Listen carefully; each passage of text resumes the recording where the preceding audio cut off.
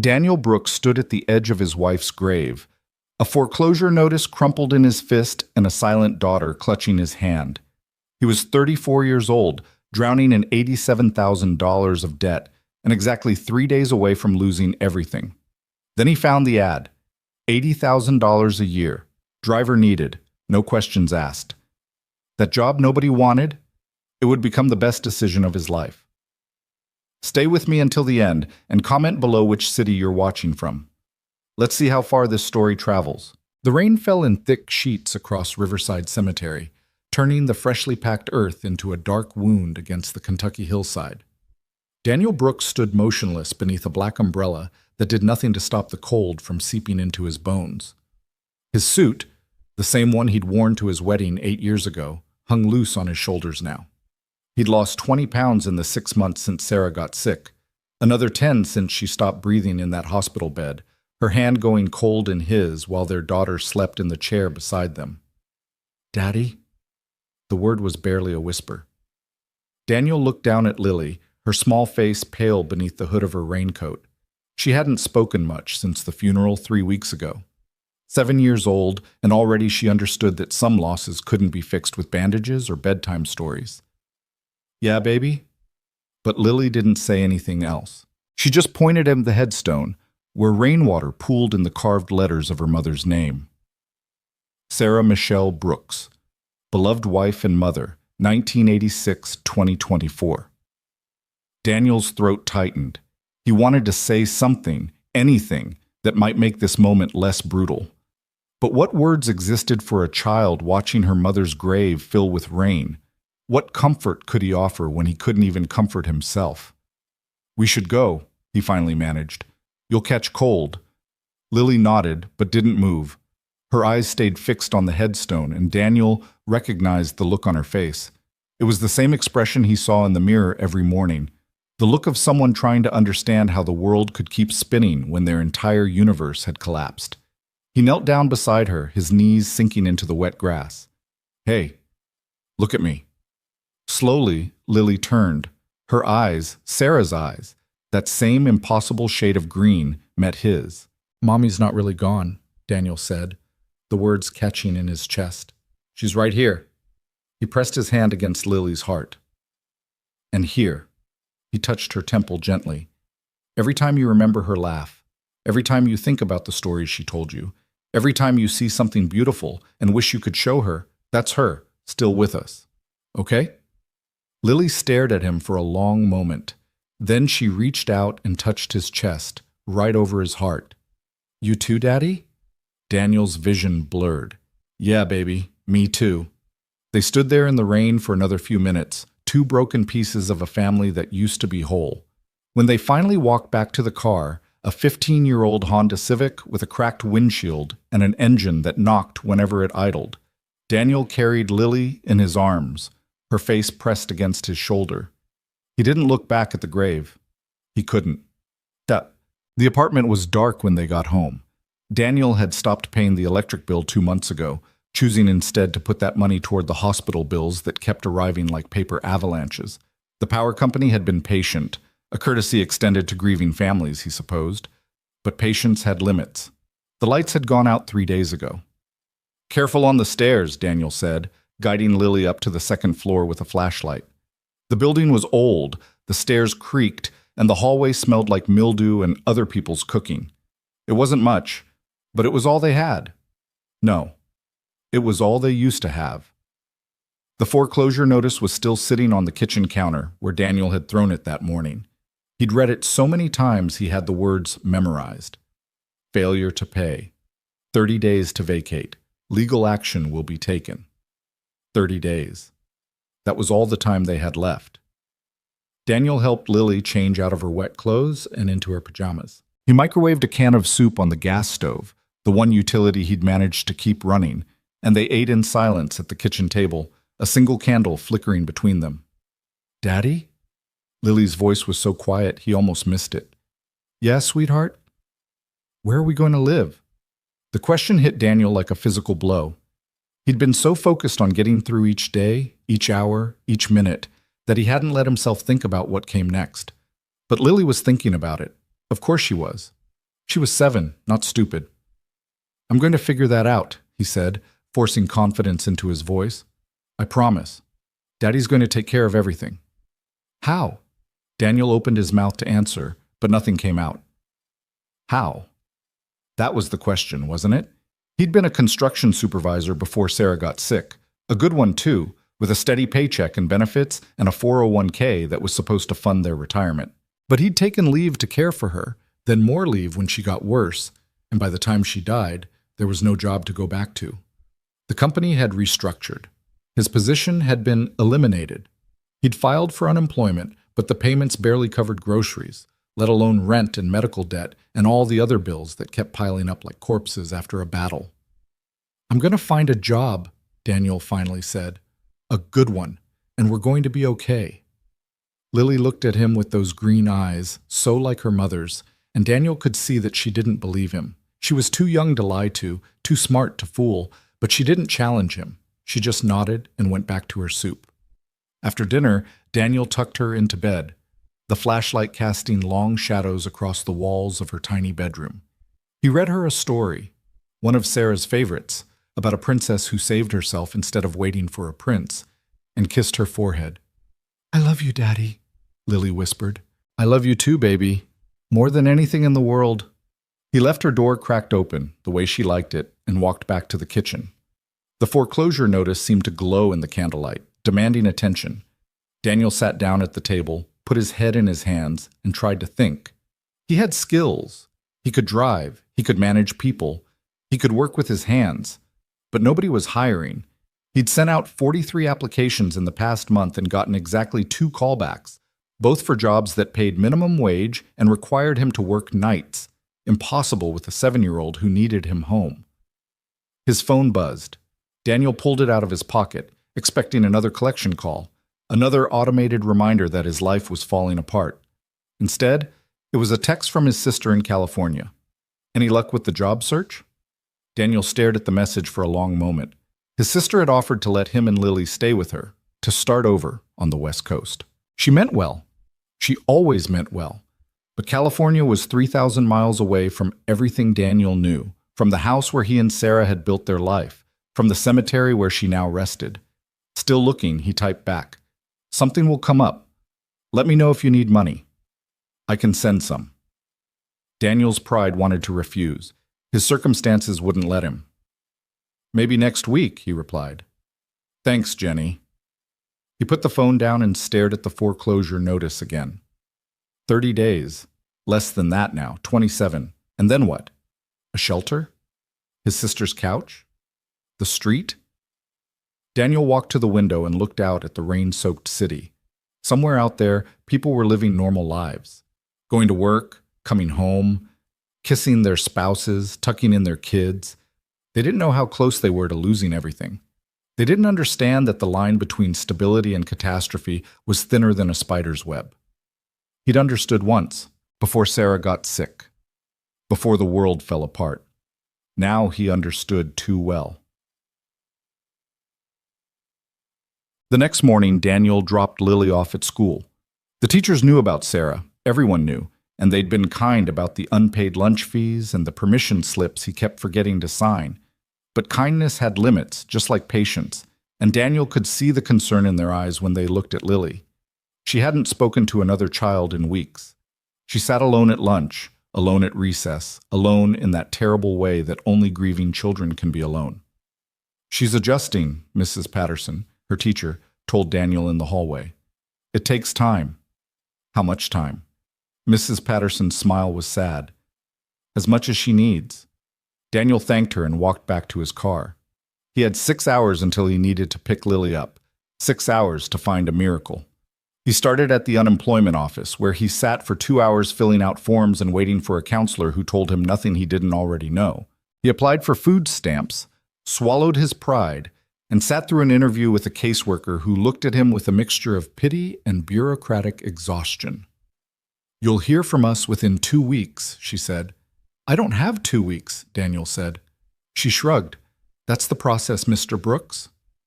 He left the office feeling worse than when he'd arrived. The rain had stopped, replaced by a gray sky that seemed to press down on the city like a wet blanket. Daniel walked to a coffee shop, the cheap kind, where a cup cost $1 and they didn't mind if you sat for hours, and pulled out his phone to search job listings. Most of what he found was what he'd already seen.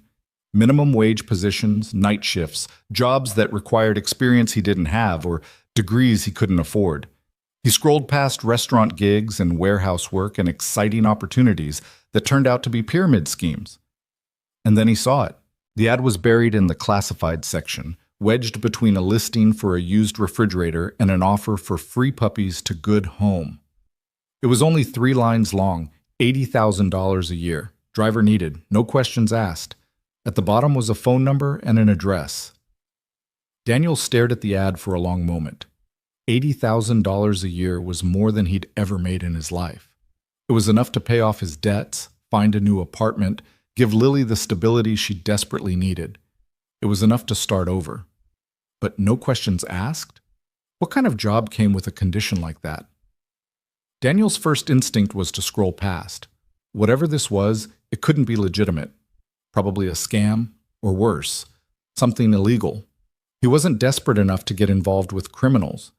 Except, he was desperate. He was exactly that desperate. He looked at the address. It was in the old money part of town, up on the hill where the mansions looked down on the rest of the city like disapproving grandparents. Rich people lived there. Old families, the kind who'd been wealthy for so long they'd forgotten what it meant to struggle.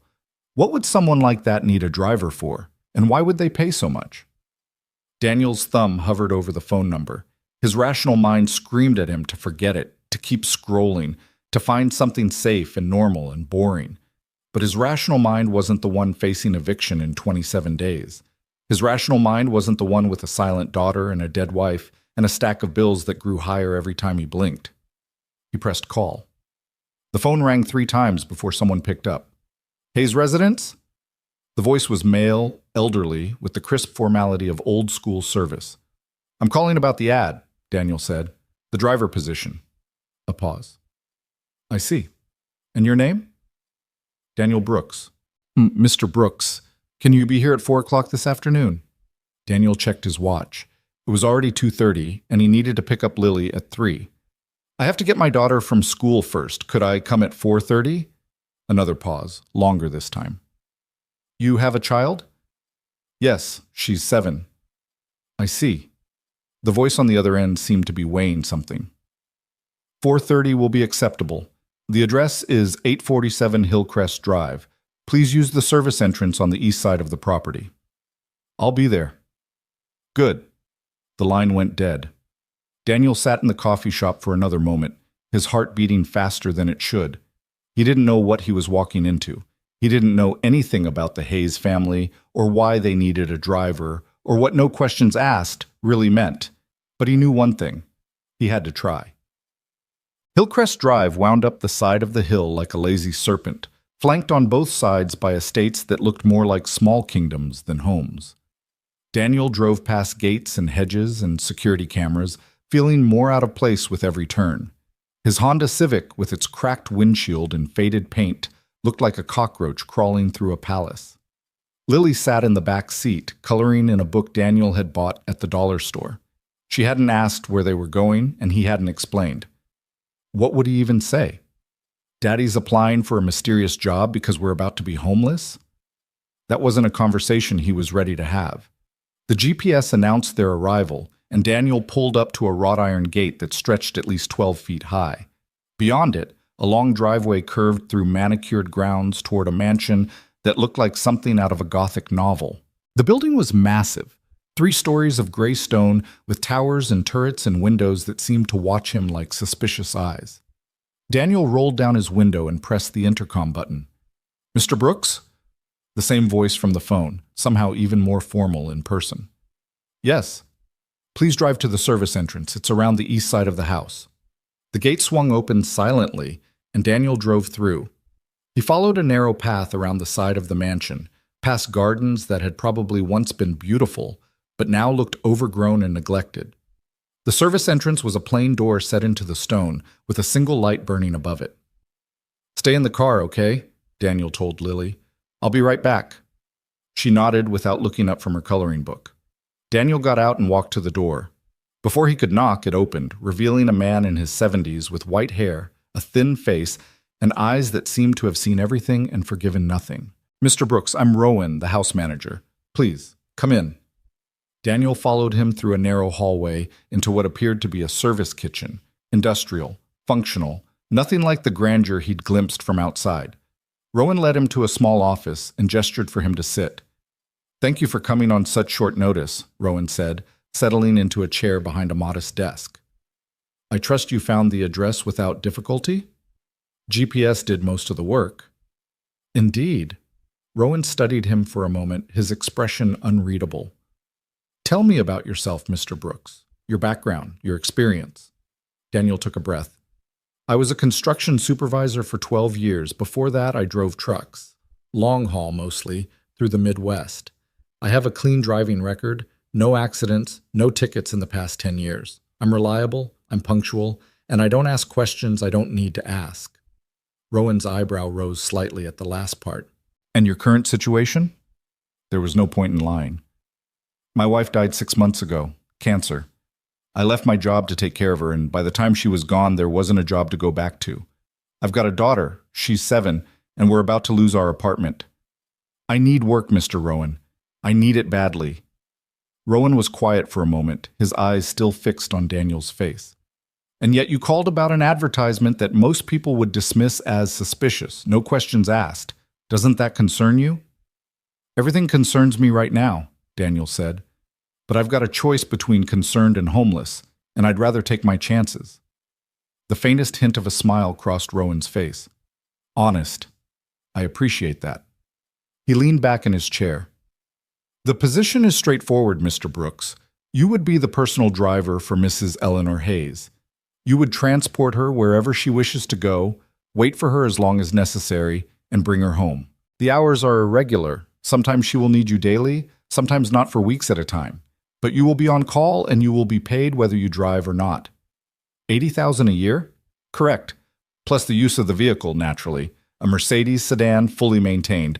And if you require accommodations, what's the catch? Rowan paused. "I'm sorry?" "The catch," Daniel repeated.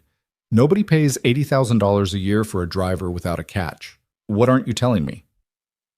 Rowan was silent for a long moment. Then he stood and walked to the window, his hands clasped behind his back. "Mrs. Hayes is not an easy person to work for. She has certain habits, certain routines that must be respected without question. She does not engage in small talk. She does not explain her actions. She does not tolerate deviation from her instructions. The previous 3 drivers lasted less than 2 months each. The 4th didn't make it through the first week." "What happened to them?" "They asked too many questions." Rowan turned to face him. "This is not a job for the curious, Mr. Brooks. This is a job for someone who can accept that they will see things they don't understand, hear things that make no sense, and be asked to do things that seem pointless or even bizarre. If you can do that, if you can simply drive, wait, and drive home again without demanding explanations, then you will find Mrs. Hayes a generous employer." Daniel thought about the foreclosure notice, about Lily's silent grief, about the empty refrigerator and the dark apartment and all the ways his life had fallen apart. "When do I start?" Rowan took him to meet Mrs. Hayes. They walked through the mansion, and Daniel couldn't help but stare. The interior was beautiful in a cold, haunted way. Marble floors, vaulted ceilings, paintings that looked like they belonged in museums. But it was also silent. No music, no conversation, no laughter. The kind of silence that accumulated over years of loneliness. "Mrs. Hayes keeps to herself," Rowan said quietly, as if reading Daniel's thoughts. "She has few visitors and fewer friends. You will likely be one of the only people she sees on a regular basis." "What about family?" Rowan's expression flickered just for a moment. "There is no family, not anymore." Before Daniel could ask what that meant, they arrived at a set of double doors. Rowan knocked once, then pushed them open. The room beyond was a study, lined with books and dominated by a massive fireplace that sat cold and dark. And in a chair by the window, silhouetted against the gray afternoon light, sat Eleanor Hayes. She was older than Daniel had expected, somewhere in her 60s, with silver hair pulled back severely from a face that might once have been beautiful. Her eyes were dark, almost black, and they fixed on Daniel with an intensity that made him want to step back. "Mrs. Hayes," Rowan said, "this is Daniel Brooks, the new driver." Eleanor said nothing. She just stared at Daniel, her expression completely unreadable. The silence stretched out for 5 seconds, 10, 20. Daniel felt sweat begin to form on the back of his neck. "You're married," Eleanor finally said. Her voice was low, rough, like she hadn't used it in a while. "I was. My wife passed away." Something shifted in Eleanor's eyes. A flicker of recognition, or perhaps pain. "Children?" "A daughter, 7 years old." "Where is she now?" Daniel hesitated. "In the car. I didn't know how long this would take." Eleanor stood abruptly and walked to the window. For a moment, Daniel thought he'd said something wrong, that the interview was over before it had really begun. But then Eleanor spoke again, her voice softer now. "Bring her in." "Ma'am?" "Your daughter. Bring her inside. It's cold in that car." Daniel looked at Rowan, who nodded almost imperceptibly. "I'll show you back to the entrance. Some." Lily was still coloring when Daniel opened the car door, her small hands gripping a purple crayon. "Hey, sweetheart, we're going inside for a bit, okay?" She looked up at him, her expression uncertain. "Why?" "I'm talking to someone about a job. They want to meet you." "Why?" It was the most Lily had spoken in days, and Daniel felt a small spark of hope. "I'm not sure. But they seem nice. Will you come with me?" Lily considered this for a moment, then closed her coloring book and climbed out of the car. She took Daniel's hand, and together they walked into the Hayes mansion. Rowan led them back through the hallways to the study. Eleanor was still standing by the window, but she turned when they entered. Her eyes went immediately to Lily, and something changed in her face. A softening. A crack in the stone mask she wore. "Hello?" Eleanor said, her voice gentler than it had been before. "What's your name?" Lily pressed closer to Daniel's leg. She didn't answer. "This is Lily," Daniel said. "She's a little shy." Eleanor nodded slowly. "I understand." She took a step closer, then knelt down so she was at Lily's eye level. It was a graceful movement, despite her age, and it transformed her from an intimidating figure into something almost vulnerable. "I lost someone too," Eleanor said quietly. "Someone very important to me. It's hard to talk after something like that, isn't it?" Lily stared at her. Then, almost imperceptibly, she nodded. Eleanor smiled, a small, sad smile, but a smile nonetheless. "You have your father's eyes. They're kind eyes. He must be a good father." She stood and looked at Daniel. "You're hired, Mr. Brooks. Rowan will explain the details. You start tomorrow." And just like that, the interview was over. That night, Daniel lay in bed staring at the ceiling, listening to Lily's soft breathing in the next room. He'd signed the paperwork, received an advance on his first month's salary, and scheduled his first day for 8 o'clock the following morning. In less than 24 hours, his life had gone from hopeless to something else. He didn't know what to make of Eleanor Hayes. She was clearly wealthy, clearly troubled, clearly surrounded by secrets. The mansion felt more like a mausoleum than a home, and Rowan's warnings echoed in his mind. She has certain habits, certain routines that must be respected without question. What did that mean? What kind of routines? No questions asked. Daniel closed his eyes. He thought about Sarah, about the way she used to tease him for his curiosity. "You're like a cat," she'd say, "always poking your nose where it doesn't belong." Maybe she was right. Maybe his curiosity would be his downfall, but right now it didn't matter. What mattered was the check sitting on his dresser, enough to stop the foreclosure, enough to turn the lights back on, enough to buy Lily new shoes because her old ones were wearing through at the toes. What mattered was surviving.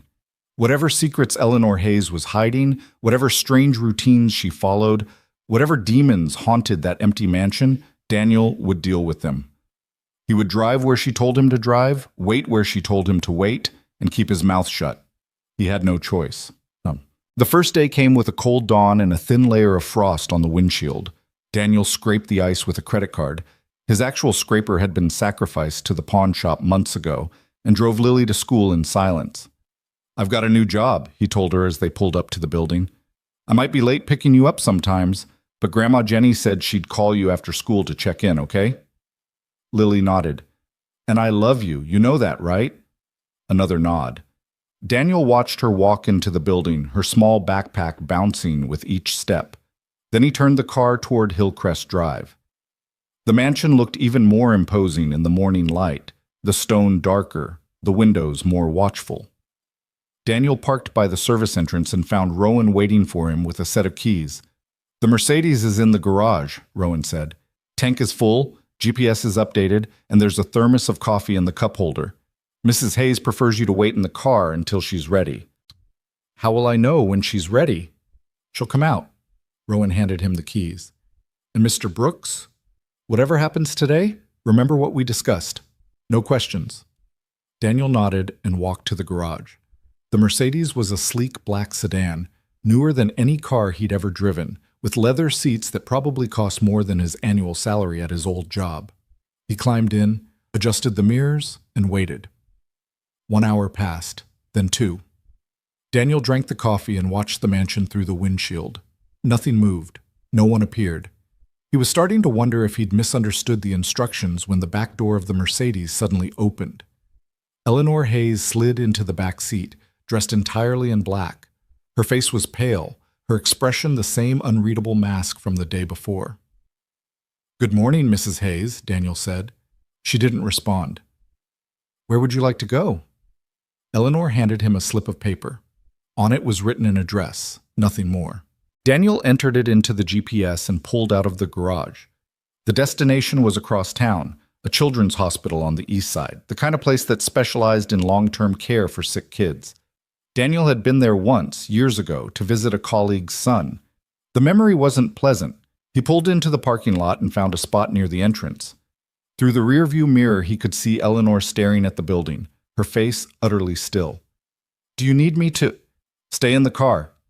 She got out and walked toward the hospital, but she didn't go inside. She just stood there, on the sidewalk, staring at the entrance. She stood there for exactly 30 minutes. Daniel watched the clock, then turned and walked back to the car.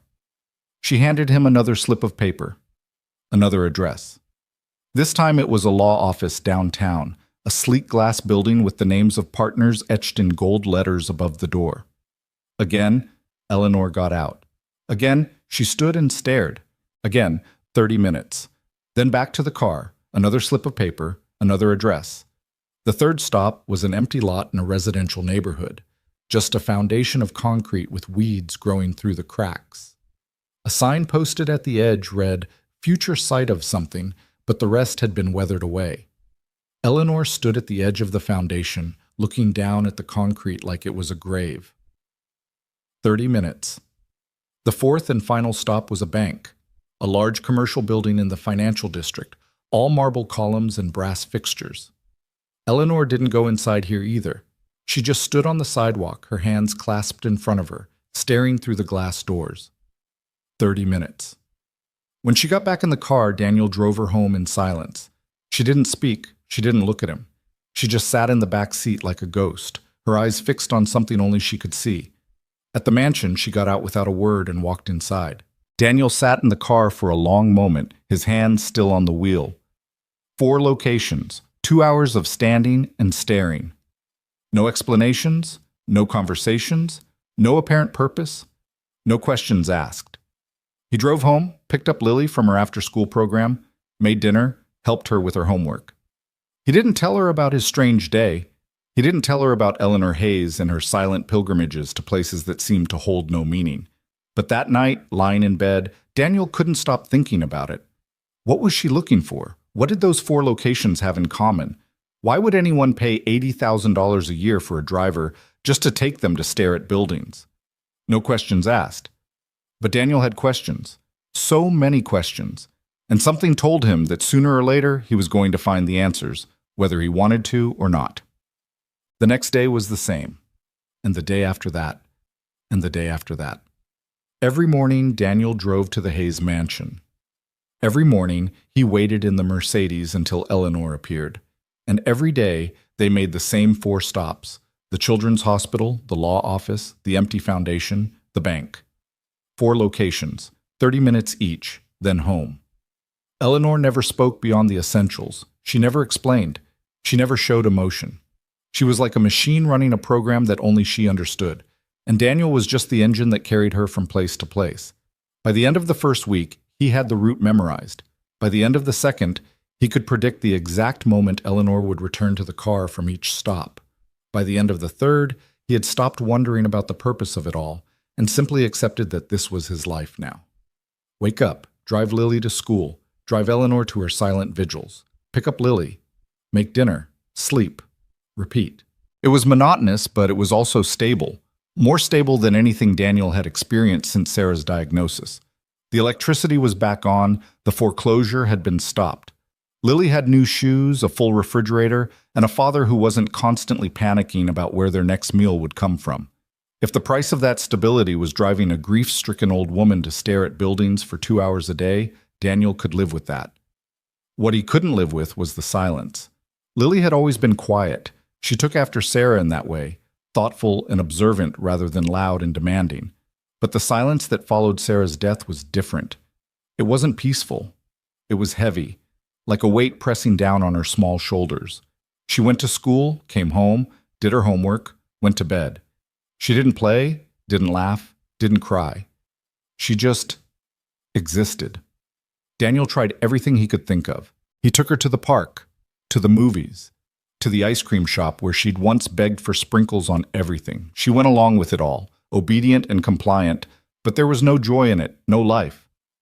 Just give her time, his sister said on the phone. Kids are resilient, she'll bounce back. But Daniel wasn't so sure. He'd seen Sarah's family after she died, the way her mother had retreated into herself, the way her brother had drowned his grief in alcohol. Grief wasn't something you bounced back from. It was something that changed you, reshaped you, left marks that never fully healed. He didn't want that for Lily. He wanted her to remember her mother with joy, not with this terrible, suffocating silence. But he didn't know how to help her. It happened on a Tuesday, 4 weeks into the job. Daniel's car had broken down, finally, completely, irreparably broken down, and the mechanic had given him the news with something like pity in his eyes. It's the transmission, man. It had cost more to fix than the car's worth, which meant Daniel had no way to get Lily to school and himself to the Hayes mansion. He thought about calling in sick, but he'd never missed a day of work in his life, and something told him Eleanor wouldn't take well to unreliability. So he did the only thing he could think of. He brought Lily with him. We're going to the big house today, he told her as they rode the bus up toward Hillcrest Drive. The one I told you about. I need you to be really quiet and really well-behaved, okay? Lily nodded. She had her coloring book in her lap, her purple crayon already in hand. Rowan met them at the service entrance, his eyebrows rising when he saw Lily. Mr. Brooks, I wasn't aware you'd be bringing a guest. My car broke down. I couldn't leave her alone. I'm sorry. I should have called, but... Rowan held up a hand.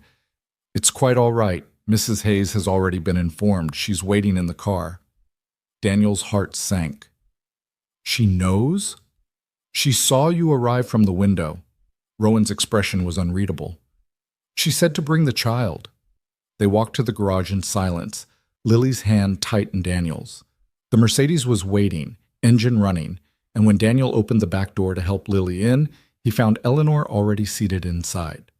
She was staring at Lily with that same strange intensity from their first meeting, like she was trying to see through her, past her, into something beyond.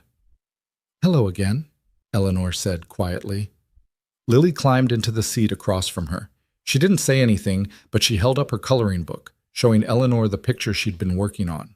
It was a house. A simple house with a red door, a smoking chimney, and 3 figures standing outside. A man, a woman, and a small girl. Eleanor's breath caught. That's beautiful, she whispered. Did you draw that? Lily nodded. Who are the people?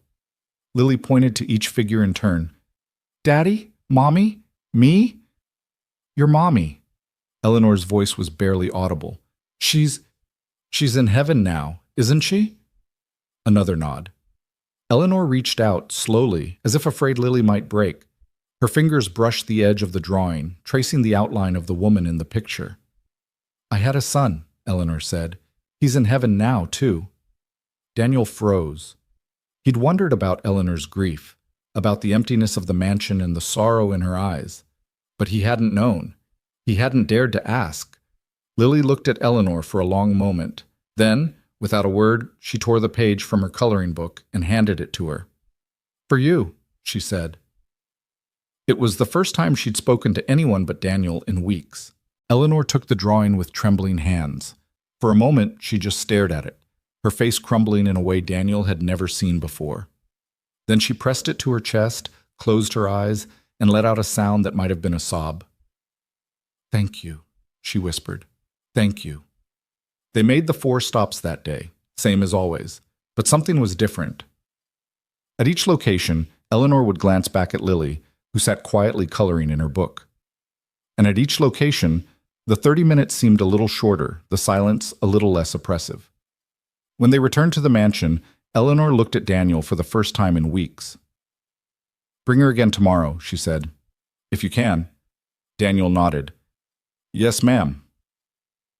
That night, after Lily was asleep, Daniel sat at the kitchen table and thought about what he'd seen. The way Eleanor had looked at the drawing, the way she'd said, "I had a son," the crack in her armor that Lily, silent, grieving Lily, had somehow managed to find. He still didn't know the story behind the 4 stops. He still didn't know what Eleanor was searching for, or what she'd lost, or why she spent her days staring at buildings like a pilgrim at a shrine. But for the first time, he felt like he might actually find out. And for the first time, he wasn't sure he was ready for the answer. The change was subtle at first, so gradual that Daniel almost missed it. After that Tuesday when Lily had given Eleanor the drawing, something shifted in the rhythm of their days. The 4 stops remained the same: the children's hospital, the law office, the empty foundation, the bank, but the silence between them grew less absolute, less impenetrable. Eleanor still didn't explain where they were going or why. She still stood for exactly 30 minutes at each location, staring at buildings and empty lots like a woman searching for ghosts. But now, in the car between stops, she would sometimes glance at Lily in the rearview mirror. And sometimes, just sometimes, the hard lines of her face would soften. Daniel bought a new car with his second paycheck. Nothing fancy, just a reliable sedan that would get Lily to school without breaking down on the highway. But he kept bringing her to the mansion anyway. At first it was practical. Childcare was expensive, and Eleanor had made it clear that Lily was welcome. But as the weeks passed, Daniel realized there was something else happening, something he hadn't expected. Lily was coming back to life. It started with small things, a question at dinner about what Eleanor's house looked like inside, a request for more purple crayons because she'd used up her favorite one. The way she started looking out the window during their drives, watching the world go by with something that resembled curiosity instead of the blank stare she'd worn since Sarah's funeral. And then, one morning in early November, Lily laughed. They were in the Mercedes, waiting for Eleanor to emerge from the mansion, and Lily was telling Daniel about a squirrel she'd seen in the garden. "It was carrying a nut this big," she said, holding her hands apart to show him. "And then it dropped it, and it rolled all the way down the hill, and the squirrel chased it, and then another squirrel came and tried to steal it, and they were fighting over it like—" She stopped mid-sentence, her eyes going wide. And then she laughed, a real laugh, bright and sudden, like sunlight breaking through storm clouds. Daniel's throat tightened. It had been so long since he'd heard that sound. Months. Since before Sarah got sick, really, back when their family was whole and the future seemed like a promise instead of a threat. "What's so funny?" he managed to ask. "The squirrels, Daddy. They were so silly." "Yeah," Daniel said, his voice thick. "Yeah, they were." The back door of the car opened and Eleanor slid into her usual seat. She looked at Lily, then at Daniel, and her brow furrowed slightly. "Is everything all right?" "Everything's fine," Daniel said. "Lily was just telling me about some squirrels." Eleanor's gaze lingered on Lily for a moment. "Squirrels? In the garden," Lily said. "They were fighting over a nut. It was really funny." Something flickered across Eleanor's face. Surprise, maybe, or something deeper. "I see. Perhaps we should put out more nuts for them. Give them something to fight over." It was such a small thing, Such a simple comment, but it was the first time Eleanor had engaged with Lily beyond basic acknowledgments, the first time she'd offered anything that resembled conversation. Lily's eyes lit up. Can we? Really? If your father doesn't object. Daniel shook his head. No objection from me. Then it settled. Eleanor handed him the familiar slip of paper with the day's first address. Shall we? Daniel pulled out of the garage, and in the rear-view mirror he watched Lily lean toward Eleanor with barely contained excitement. What kind of nuts do squirrels like best? She asked. I'm not entirely sure, Eleanor admitted. I suppose we'll have to find out together. It was such a small moment, such a tiny crack in the wall Eleanor had built around herself. But Daniel recognized it for what it was, a beginning. The first tentative step toward something that might, with time and patience, become trust. He just didn't know yet how much pain would have to surface before that trust could grow. The days settled into a new pattern after that. Daniel would arrive at the mansion each morning with Lily in tow, and they would wait together in the Mercedes while Eleanor prepared for her daily pilgrimage. Sometimes Lily would color in her book. Sometimes she would watch the mansion's windows, counting the ones where curtains moved or lights flickered on and off. And sometimes she would talk. About school, about her friends. She was making friends again, slowly. About the stories Daniel read her at bedtime. Eleanor always listened. She never interrupted, never dismissed, never seemed impatient with the rambling observations of a 7-year-old. And gradually, almost imperceptibly, she began to respond. You read her stories at night? Eleanor asked one morning, after Lily had spent 10 minutes describing a book about a dragon who was afraid of heights. Every night, Daniel said. It was something her mother started when she was a baby. I didn't want to let it go. Eleanor was quiet for a long moment. That's good. Children need rituals, routines, things they can count on when everything else feels uncertain. Is that why you do this? The question slipped out before Daniel could stop it. He immediately tensed, waiting for Eleanor's walls to go back up. But she didn't snap at him. She didn't tell him to mind his own business. She just turned to look out the window at the children's hospital they were approaching, her reflection ghost-like in the glass. Something like that, she said quietly. It wasn't an answer, but it wasn't a refusal to answer either. And for the first time, Daniel felt like he might eventually understand what drove this strange, sad woman to spend her days staring at buildings that clearly caused her pain. The first real breakthrough came on a Thursday in mid-November. Lily had woken up that morning with a fever, not high enough to warrant a doctor's visit, but high enough that Daniel knew he couldn't send her to school. He'd called Rowan to explain that he would need to take the day off, apologizing profusely for the short notice. Wait, Rowan had said, his voice thoughtful. Let me speak with Mrs. Hayes. 5 minutes later, he called back. She'd like you to come anyway. She says the child can rest in one of the guest rooms while you drive. Daniel had hesitated. Bringing Lily to the mansion was one thing when she was healthy and could sit quietly in the car.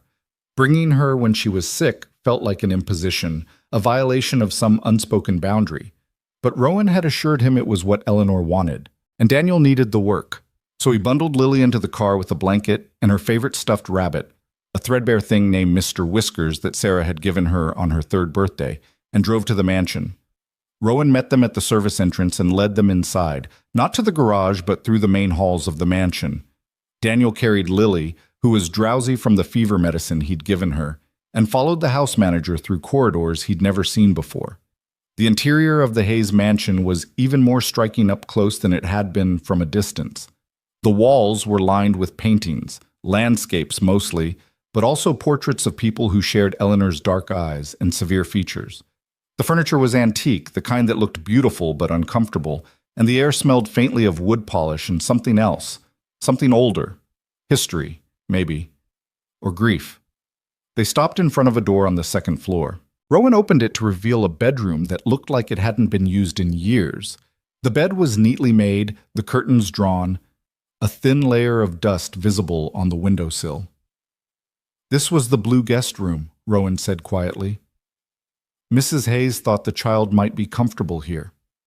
Daniel laid Lily on the bed and tucked the blanket around her. She was already half asleep, Mr. Whiskers clutched tight against her chest. I'll be back soon, he whispered. You rest, okay? Okay, Daddy. He kissed her forehead, warmer than it should be, but not dangerously so, and followed Rowan back to the garage.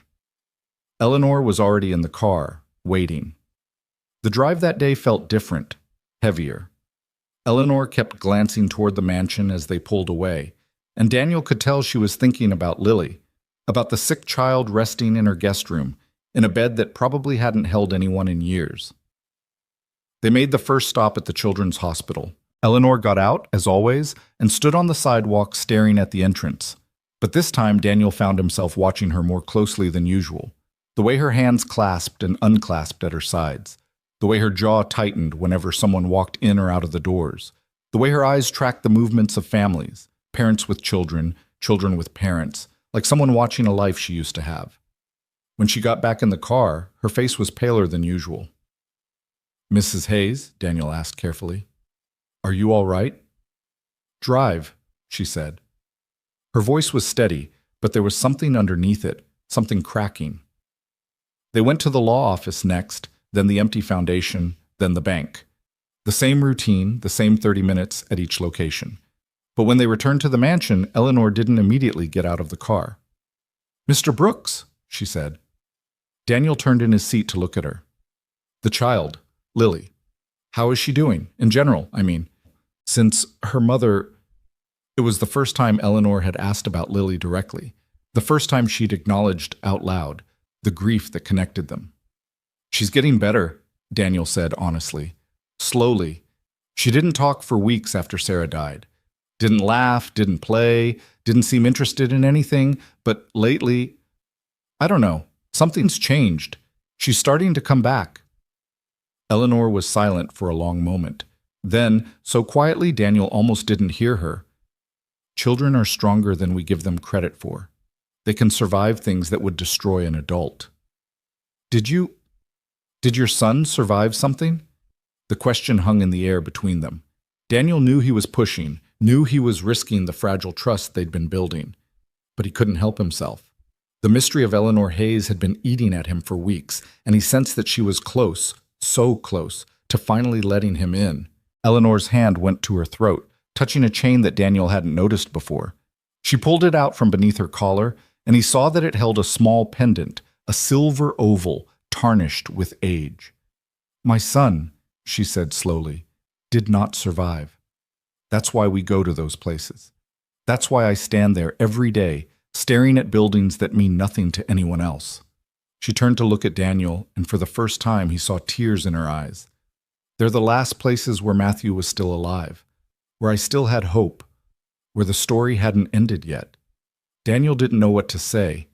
He'd suspected something like this, had pieced together fragments from Rowan's hints and Eleanor's behavior, but hearing it confirmed was different, heavier. "I'm sorry," he finally managed. "I'm so sorry." Eleanor shook her head. "Don't be sorry, Mr. Brooks. Just understand. When I look at your daughter, I see everything I lost, everything I failed to save. And it hurts. God, it hurts. But it also reminds me that I'm still capable of feeling something, that I haven't completely turned to stone." She opened the car door and stepped out, but before she walked away, she turned back. "Thank you for bringing her today. It's been a long time since this house had a child in it. I'd forgotten how much light they carry with them." She walked into the mansion, and Daniel sat in the car for a long time, processing what he'd just learned. Matthew, her son, the hospital where he was born maybe, the law office where— what? The foundation of something that was never built. The bank holding something he never got to use. Pieces of a puzzle, slowly coming together. But Daniel still didn't have the whole picture. And something told him that when he finally did, it would change everything. Lily's fever broke that night, but Eleanor insisted she come back to the mansion the next day anyway. "I've arranged for a tutor," she told Daniel when he tried to suggest that Lily should stay home and rest. "Someone to help her catch up on any schoolwork she missed. And Rowan has stocked the kitchen with soup, the kind children like, with noodles shaped like letters." Daniel stared at her. "You didn't have to do that." "I know I didn't have to. I wanted to." Eleanor's voice was crisp, businesslike, but there was something underneath it, something that might have been hope. "Unless you object." No, No, thank you. She'll love that. And she did. Lily spent that day in the mansion's library, a cavernous room lined floor to ceiling with books that looked older than the country itself, working with a patient young woman named Claire, who had been hired specifically to help her. When Daniel returned from driving Eleanor on her rounds, he found his daughter sitting cross-legged on an antique rug, happily explaining to Claire why the letter Q was the silliest letter in the alphabet. Because it always needs you, Lily was saying. It can't do anything by itself. That's silly. Claire laughed. That's a very good point. I never thought of it that way. Daniel watched from the doorway, his heart swelling with something he hadn't felt in months. Hope. Real hope. Not the desperate, grasping kind that had kept him going after Sarah died, but something gentler, something sustainable. She's remarkable, Eleanor said from behind him. Daniel turned to find her standing in the hallway, her arms crossed, watching Lily through the doorway.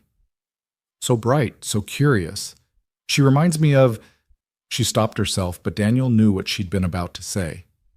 Matthew. She reminded Eleanor of her son. Thank you, Daniel said, for all of this. The tutor, the soup, letting her stay here when she was sick. You didn't have to do any of it. Perhaps not. Eleanor's gaze stayed fixed on Lily.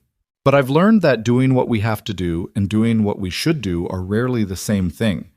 I spent too many years doing only what I had to. It's time I started doing what I should. Over the next few weeks, Eleanor's transformation continued. The changes were small, a comment here, a gesture there, but they added up to something significant. She started eating meals with Daniel and Lily instead of alone in her study. She began asking Lily questions about her day, her friends, her favorite things. She even laughed once, a surprise sound that seemed to catch her off guard when Lily told a joke about a chicken and a library book. But the 4 stops continued. Every day, without fail, Eleanor made her pilgrimage to the hospital, the law office, the foundation, and the bank. And every day she stood for exactly 30 minutes at each one, her face a mask of carefully controlled pain. Daniel didn't ask about it again. He'd learned enough to understand that these visits were Eleanor's way of mourning, her way of staying connected to a son she'd lost. And he respected that, even if he didn't fully understand it. What he didn't expect was for Lily to be the one who finally broke through. It happened on a gray afternoon in early December, when the first snow of the season was threatening to fall. They were at the 3rd stop, the empty foundation in the residential neighborhood, and Lily had asked if she could get out of the car. I want to see what she's looking at, she told Daniel. Can I, please? Daniel glanced at Eleanor, who was standing at the edge of the foundation, her back to the car. I don't know if that's a good idea, sweetheart. Please, Daddy. I'll be quiet, I promise. Something in Lily's voice made Daniel hesitate. It wasn't just curiosity, it was concern. His 7-year-old daughter had noticed what Daniel had been trying to ignore, the weight of sadness that Eleanor carried, the way her shoulders hunched forward when she thought no one was watching. Okay, he said, but stay with me, and don't say anything unless she talks to you first. They got out of the car and walked slowly toward Eleanor. The ground was cold, the weeds brittle and brown, and the concrete foundation looked even more desolate up close. Daniel could see now that it was larger than he'd realized, big enough for a substantial house, maybe even a small estate. Eleanor didn't turn when they approached, but she must have heard their footsteps. It was going to be a home, she said quietly. Matthew designed it himself. He was an architect, you know, so talented. He could look at an empty lot and see the whole building, finished and beautiful, right down to the color of the shutters. Daniel stopped a few feet behind her. What happened? He died before they could break ground. Eleanor's voice was flat, emotionless, but her hands were trembling at her sides. 6 months clean, finally turning his life around, and then one night he just slipped. One bad decision, one moment of weakness, and everything, all his plans, all his dreams, all the futures he was building, ended right there in his apartment with a needle in his arm. Daniel's breath caught. He'd suspected drugs, had guessed from the hospital visits and the law office that Matthew's story wasn't a simple one, but hearing it spoken aloud so bluntly was still a shock. I'm so sorry, he said. Eleanor shook her head. Don't be. I've had 7 years to make peace with it. 7 years of standing in these places, trying to understand how someone so bright, so promising, could throw it all away. She turned to face them, and Daniel saw that her eyes were dry. The tears had been cried long ago. The answer is that he couldn't help it. Addiction isn't a choice. It's a disease. And by the time I understood that, it was too late to save him. Lily tugged on Daniel's hand. He looked down at her, ready to take her back to the car, but she was staring at Eleanor with an expression he didn't recognize. My mommy couldn't help it either, Lily said. Eleanor's mask slipped just for a second. What? She got sick, really, really sick, and she tried to get better, but she couldn't. Daddy said it wasn't her fault. The sick part of her was too strong. Lily, Daniel started. It's true, Lily insisted. She let go of Daniel's hand and walked toward Eleanor, stopping just a few feet away. My mommy was sick, and she died. Your son was sick, and he died. And it hurts really, really bad. But you know what? Eleanor's voice was barely a whisper. What? Mommy's still with me, right here. Lily pressed her hand to her chest, exactly the way Daniel had shown her at the cemetery. And I bet your son is still with you too, right here. She reached out and pressed her small hand against Eleanor's chest, right over her heart. For a long moment, nobody moved. Daniel watched, frozen, as Eleanor stood perfectly still, staring down at the child who had just said the thing that no therapist, no friend, no priest had ever managed to say in 7 years of trying. And then Eleanor's face crumbled. She sank to her knees in the cold, dead weeds, and she wrapped her arms around Lily, and she wept. Not quietly, not politely, but with great heaving sobs that shook her entire body. Daniel moved toward them, but something made him stop. This wasn't his moment. This was Lily's. This was the connection between two grieving souls that had been building for weeks, finally breaking through. Lily didn't pull away. She just stood there, her small arms around Eleanor's neck, holding on as the older woman cried. It's okay, Lily said softly. It's okay to be sad. Daddy says crying helps the sad get out. Eleanor laughed through her tears, a broken, watery sound. Your daddy is very wise. I know. Lily pulled back slightly, looking at Eleanor with those serious green eyes. Do you feel a little better now? Eleanor wiped her face with trembling hands. I do. A little. Good. Lily nodded decisively. Can we go back to the car now? It's really cold. Despite everything, the tears, the grief, the weight of 7 years of pain, Eleanor smiled. A real smile. The first one Daniel had seen from her. Yes, she said. Let's go back to the car. That night, after Daniel had put Lily to bed, he sat in the darkness of his living room and thought about what he'd witnessed. The way Eleanor had broken down. The way Lily had known exactly what to say. The connection between them that seemed to transcend age and circumstance and all the walls people built to protect themselves from pain. His phone buzzed, a text from a number he didn't recognize. Mr. Brooks, I'd like to speak with you tomorrow, alone if possible. There are things you should know. It was signed with a single letter, R. Rowan. Daniel stared at the message for a long moment. Then he typed his reply. I'll be there. The next morning, Daniel dropped Lily at school instead of bringing her to the mansion. She protested. She'd grown attached to Claire, to the library, to the ritual of their days. But Daniel promised she could come back the next day. There's something I need to do today, he told her. Something important. About Mrs. Eleanor? Daniel hesitated. His daughter was more perceptive than he'd given her credit for. Yes, about Mrs. Eleanor. Okay. Lily nodded solemnly. Tell her I said hi. I will, sweetheart. Rowan was waiting for him at the service entrance, as always. But instead of leading him to the garage, the house manager took him through the main house to a small sitting room Daniel had never seen before.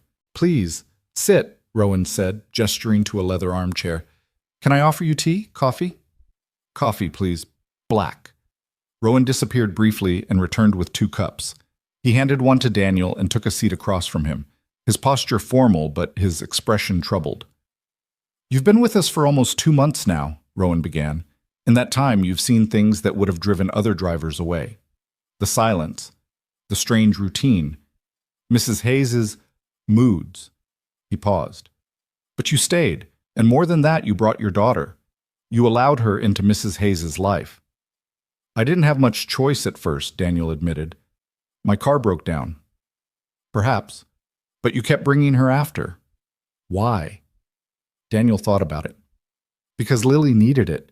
She'd been so lost since her mother died, so quiet.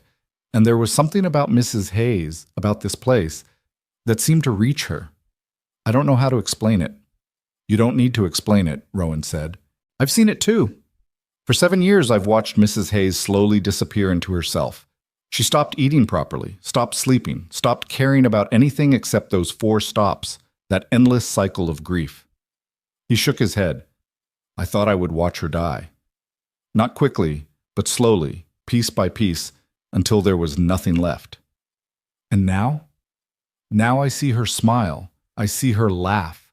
I see her engage with your daughter in ways she hasn't engaged with anyone since Matthew died. Rowan leaned forward, his eyes intense. You've given her something, Mr. Brooks. You and your daughter, something I thought was impossible. Hope. Daniel felt the weight of those words settle on his shoulders. I'm just a driver, Mr. Rowan. I take her where she wants to go, that's all. No, you're much more than that, and that's why I need to tell you the truth about what's happening. Daniel's coffee cup paused halfway to his lips. What do you mean? Rowan was quiet for a moment, as if gathering his thoughts. Do you know what Hayes Industries does, Mr. Brooks? Real estate, I think. Development. Something like that. Something like that, yes. Hayes Industries is one of the largest property development firms on the East Coast. They own shopping centers, office buildings, apartment complexes. They employ thousands of people and generate hundreds of millions of dollars in revenue every year. Okay. Daniel didn't see where this was going. Mrs. Hayes inherited the company when her husband died 15 years ago. She never wanted to run it. She was a teacher before she married into the Hayes family, if you can believe that. But there was no one else. Matthew was still in college, struggling with demons she didn't yet fully understand. So she took over, and she was good at it, ruthless even. She had to be, to survive in that world. And now? Now the company is embarking on a new project, a major redevelopment initiative in a neighborhood on the east side of the city. They're calling it the Riverside Renewal Project. Rowan's voice tightened.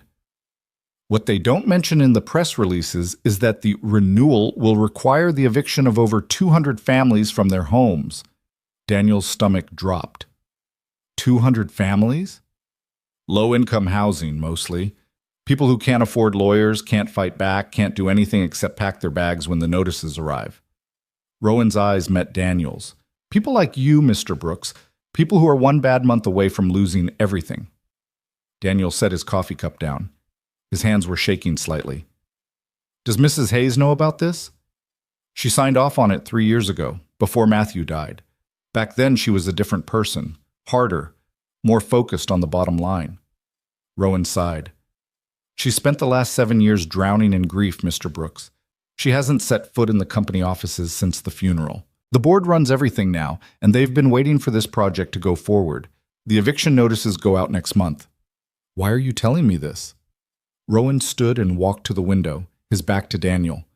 Because I believe you're the only one who might be able to stop it. Me? I'm nobody. I'm just... You're the person she trusts, you and your daughter. You've broken through to her in a way no one else has been able to. Rowan turned to face him. If anyone can convince her to look at what's happening in her own company, to see the people who will be hurt by her decisions, it's you. Daniel's mind was racing. 200 families, evictions, a company worth hundreds of millions of dollars. And somehow, impossibly, he was supposed to be the one to fix it? What if she doesn't listen? Then nothing changes. The evictions proceed, the families lose their homes, and Mrs. Hayes continues to drown in a guilt she doesn't even know she should feel. Rowan's voice was heavy. But I've been with this family for 40 years, Mr. Brooks. I've watched them rise and fall, succeed and fail, love and lose. And I've never seen anyone reach Eleanor the way you and your daughter have. If there's a chance, even a small one, I have to believe it's worth taking. Daniel sat in silence for a long moment. He thought about Sarah, about the months they'd spent in their small apartment, terrified of the bills piling up. He thought about Lily, about the way she'd looked when he told her they might lose their home. He thought about all the other families out there right now, sitting in their own small apartments, facing their own impossible choices. "Okay," he finally said. "I'll try." Rowan's shoulders sagged with relief. "Thank you, Mr. Brooks. I know it's a lot to ask." "One condition." "Name it." "You tell me everything. About Matthew. About the 4 stops. About why Eleanor is the way she is." Daniel's voice was firm. "If I'm going to help her, I need to understand what I'm dealing with." Rowan nodded slowly. "That's fair, but not here. Not now. She'll be ready for you soon, and I don't want her to suspect that we've been talking." "When then?" "Tonight, after you drop her off. I'll be waiting in my office, and I'll tell you everything." Daniel stood and extended his hand. Rowan shook it, and there was something in the older man's grip, gratitude maybe, or desperation, that told Daniel just how much was riding on this conversation. "Thank you," Rowan said again, "for everything you've already done, and for what you're about to do." Daniel nodded and walked to the door, but before he left, he turned back. "Those families, the ones being evicted, is there a list?" "Why do you ask?" Daniel thought about the people who had helped him over the past 6 months, the neighbors who had brought meals after Sarah died, the church group that had paid for her funeral, the landlord who had given him extra time on the rent, again and again, until there was simply no more time to give. "Because I have a feeling I might know some of them," he said. And then he walked out to the garage where Eleanor was waiting in the Mercedes, ready for another day of standing and staring and mourning a son who would never come home. But today, for the first time, Daniel looked at her differently. Today he saw not just a grieving mother, but a woman with the power to destroy lives, or to save them. And he knew, with a certainty that settled into his bones like the winter cold, that he was going to do whatever it took to make sure she chose salvation. The drive that day felt different. Every stop, every silence, every 30-minute vigil carried a new weight now that Daniel understood what was at stake. He watched Eleanor stand outside the children's hospital and wondered if she knew how many children would lose their homes because of her company's decisions. He watched her stare at the empty foundation and wondered if Matthew would have approved of what was being done in his family's name. Most of all, he watched her with Lily's drawing, which she'd taken to keeping in her pocket. Sometimes, when she thought no one was looking, she would pull it out and trace the figures with her finger, the father, the mother, the daughter, as if reminding herself that families still existed, even when her own had been torn apart. That evening, after Daniel had taken Lily home and put her to bed, he drove back to the Hayes mansion. The lights were on in Rowan's office, a warm glow against the winter darkness, and the house manager was waiting for him with a bottle of something amber and 2 glasses. "Scotch," Rowan said, pouring. "Mrs. Hayes's husband used to drink it. The good stuff, from Scotland. I've been saving this bottle for a special occasion." "Is this a special occasion?" "I hope so." Rowan handed him a glass and settled into his chair. "Where would you like me to begin?" "The beginning," Daniel said. "Tell me about Matthew." Rowan took a long sip of his scotch, and when he spoke, his voice was heavy with decades of memory. Matthew Hayes was born in this house 35 years ago. He was a beautiful baby, dark eyes like his mother, his father's stubborn chin. Eleanor adored him from the moment she held him. He was everything to her. Rowan's gaze grew distant, but he was also fragile, sensitive, the kind of child who felt things too deeply, who couldn't build the walls other people used to protect themselves from the world. When did the problems start? High school. His father pushed him hard, too hard maybe, to follow in his footsteps. Take over the company, carry on the Hayes legacy. But Matthew didn't want that. He wanted to create things, not buy and sell them. He wanted to design buildings that people would love, spaces that would bring communities together. Rowan shook his head. His father didn't understand. They fought constantly, and Matthew found other ways to cope. Drugs? Not at first. At first it was just alcohol, then pills, then, by the time he was in college, heroin. Rowan's voice was flat, clinical, as if he'd told this story so many times that the emotion had been worn away. Eleanor didn't know. She was so focused on running the company after her husband's heart attack that she missed the signs. By the time she realized what was happening, Matthew was already lost. But he got clean.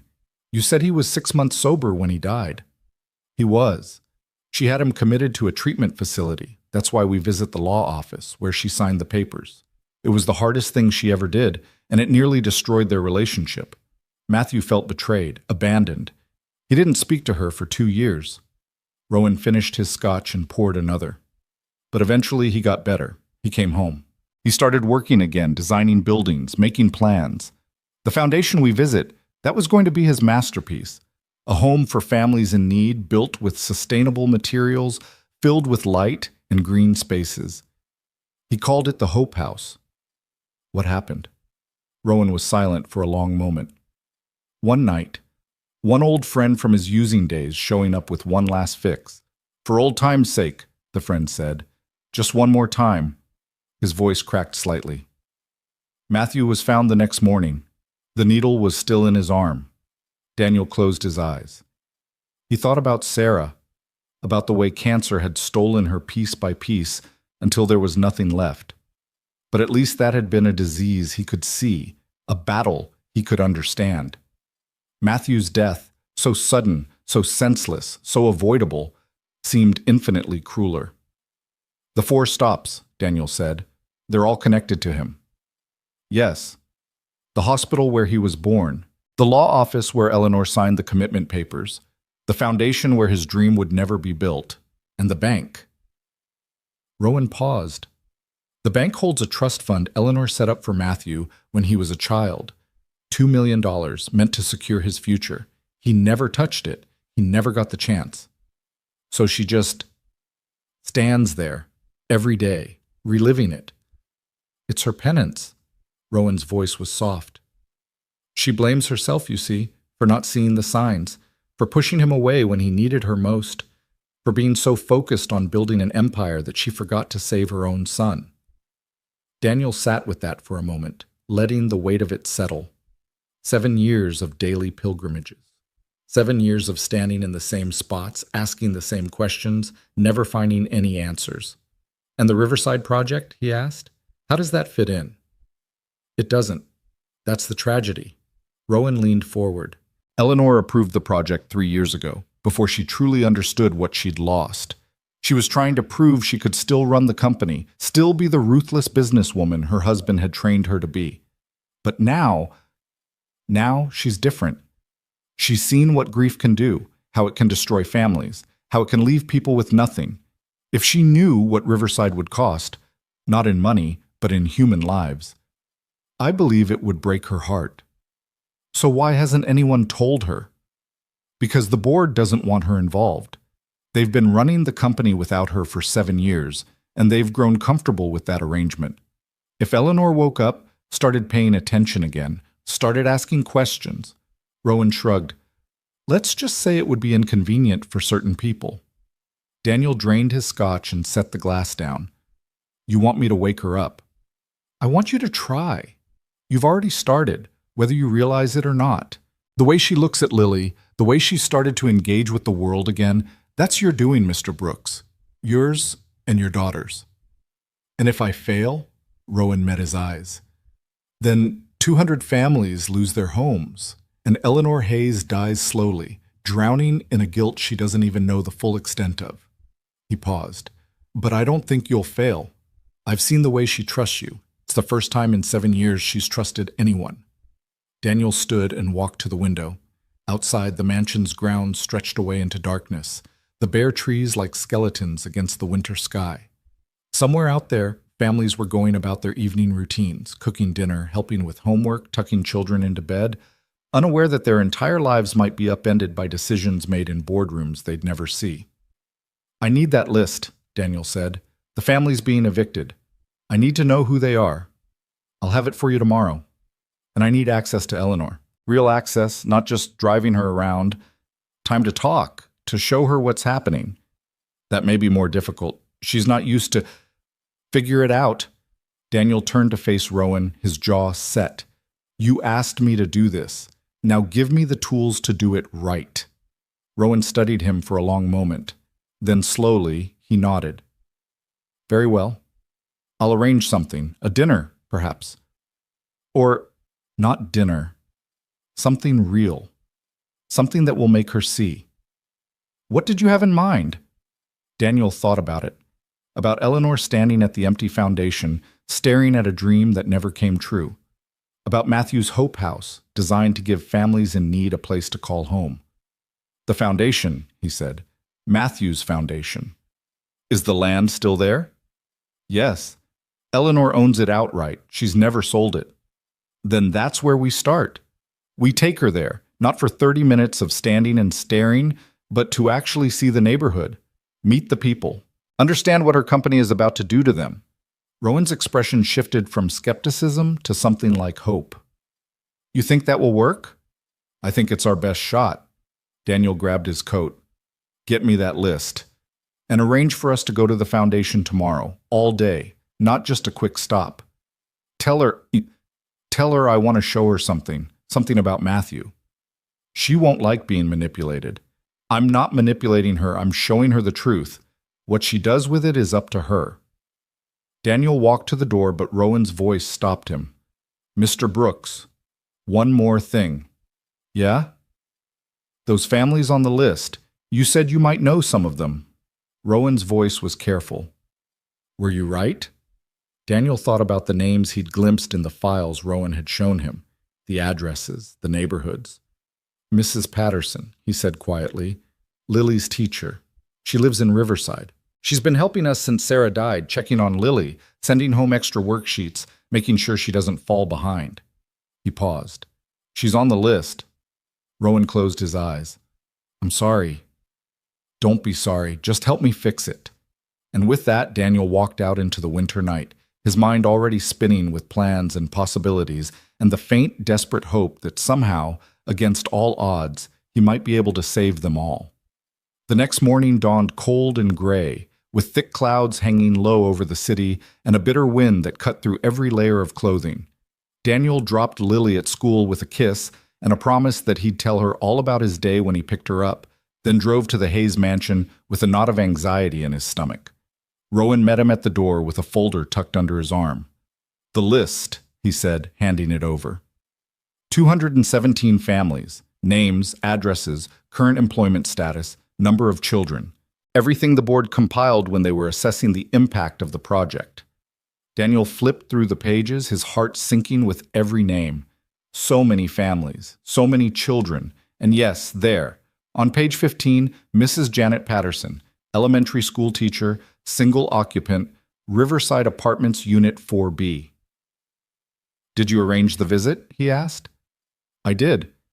Mrs. Hayes wasn't pleased, but she agreed. Rowan's expression was guarded. She thinks you want to show her something about Matthew. I didn't tell her the real reason. Good. Let's keep it that way until we get there.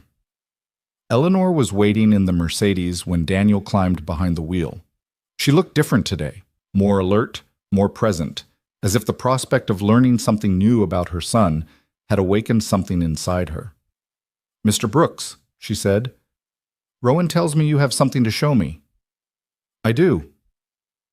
Is it about Matthew? Daniel considered his answer carefully. In a way, it's about what Matthew believed in, what he wanted to build. Eleanor was quiet for a moment. Then she nodded. Very well, let's go. They drove to the Riverside neighborhood, the same route they'd taken 100 times before. But instead of stopping at the empty foundation, Daniel drove past it, into the heart of the community. It wasn't a wealthy area, far from it. The buildings were old, many of them in need of repair, with peeling paint and cracked sidewalks and windows patched with tape. But there were also signs of life everywhere. Children playing in the streets, neighbors chatting on stoops, small businesses with hand-painted signs offering everything from haircuts to home-cooked meals. Where are we going? Eleanor asked, a note of confusion in her voice. Right here. Daniel pulled the car to a stop in front of a community center, a modest building with a basketball court on one side and a playground on the other. I want you to meet some people. Eleanor's confusion deepened. What people? The people who live here. The people your company is about to evict.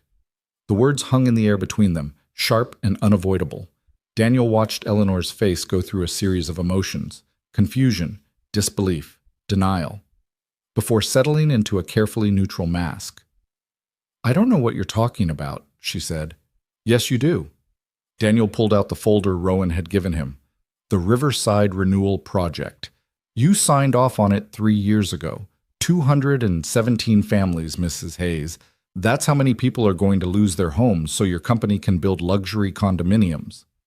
Eleanor's hand trembled slightly as she took the folder. She opened it, flipped through the pages, and Daniel watched as the color drained from her face. "I didn't—" Her voice was barely a whisper. "I didn't know it was like this. The board said it was just old warehouses, abandoned buildings. Look at the names." Daniel's voice was firm but not unkind. "These aren't warehouses. These are people, families, children." Eleanor's eyes moved down the list, pausing here and there as names caught her attention. And then she stopped, her finger hovering over an entry near the bottom of the page. "Marcus Washington," she read aloud.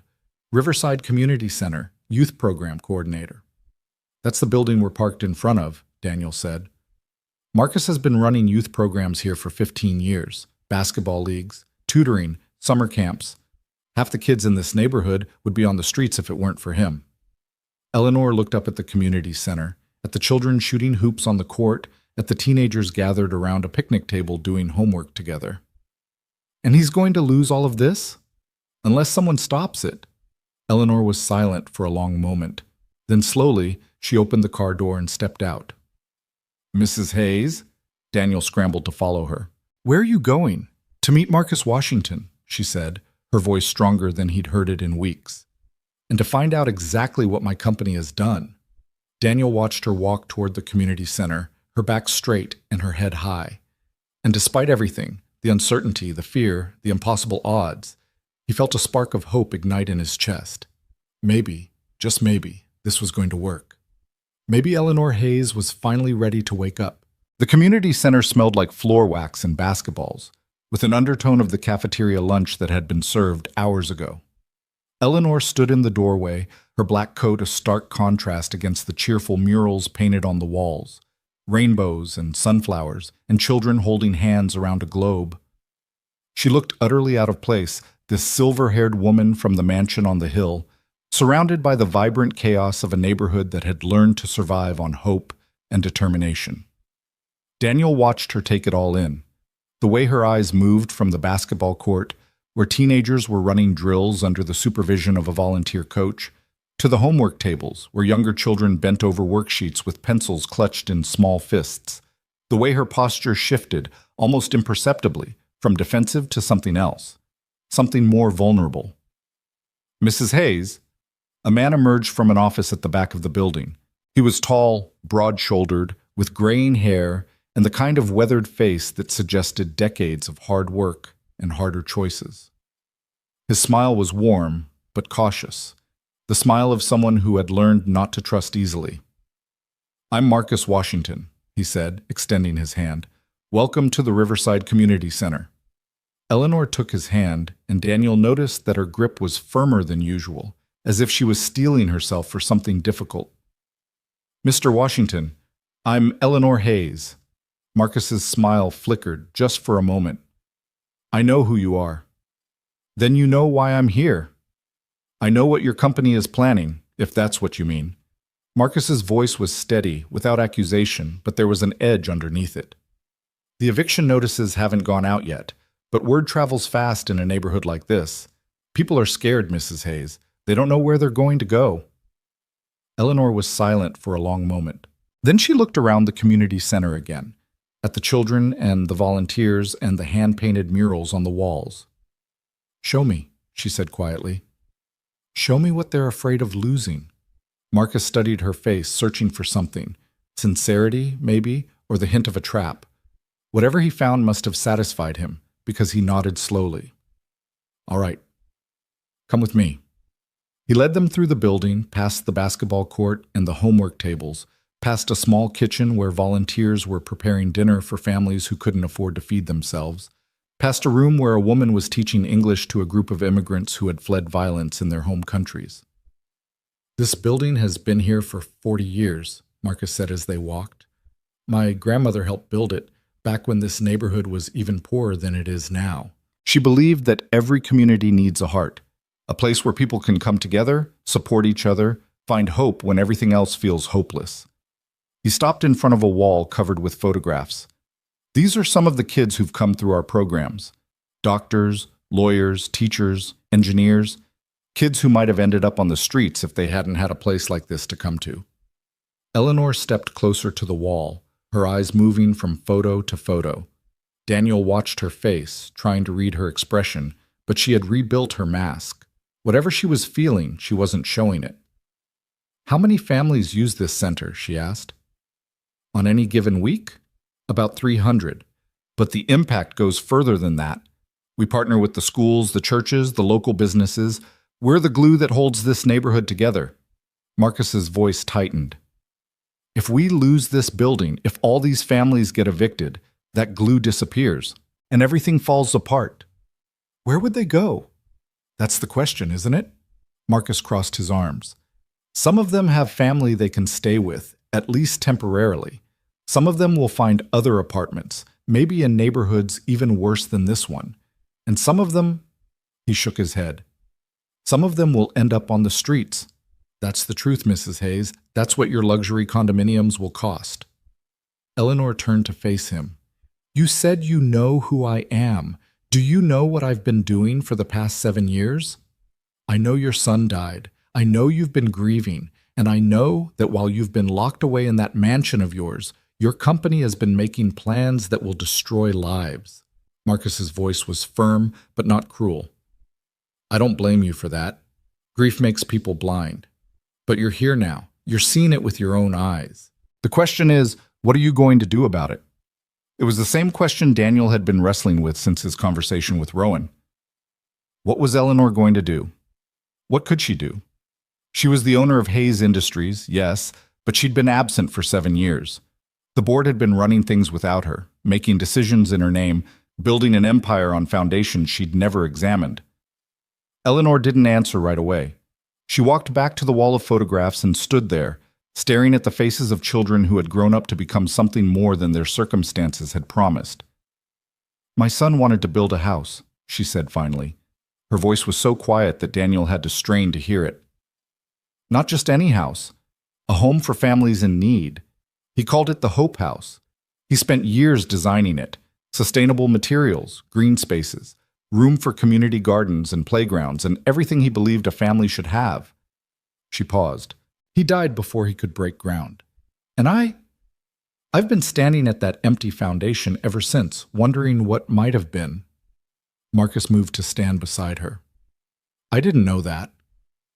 "No one does. I don't talk about Matthew. I don't talk about anything anymore." Eleanor turned to look at him, and Daniel saw something in her eyes that he'd never seen before. Not just grief, but determination. "But maybe it's time I started." She reached into her pocket and pulled out the folder Daniel had given her. She opened it to the list of families, 217 names, 217 lives hanging in the balance, and held it out to Marcus. "These are the people my company is planning to evict. I need you to tell me about them. Not the statistics, not the numbers, the people. Who are they? What are their stories? What will happen to them if they lose their homes?" Marcus took the folder and flipped through it, his expression growing heavier with each page. "You want to know about them? Fine. Let's start with Maria Gonzalez, page 3. Single mother, 3 kids, works 2 jobs just to keep the lights on. Her youngest has asthma, and the only clinic that takes her insurance is 2 blocks from here. If she gets evicted, she'll have to move across town, which means an hour commute to her jobs, which means she'll have to quit one of them, which means she won't be able to afford rent anyway. It's a death spiral, Mrs. Hayes. That's what eviction looks like for people like Maria." Eleanor's face was pale, but she didn't look away. "Who else?" "James and Dorothy Williams, page 7.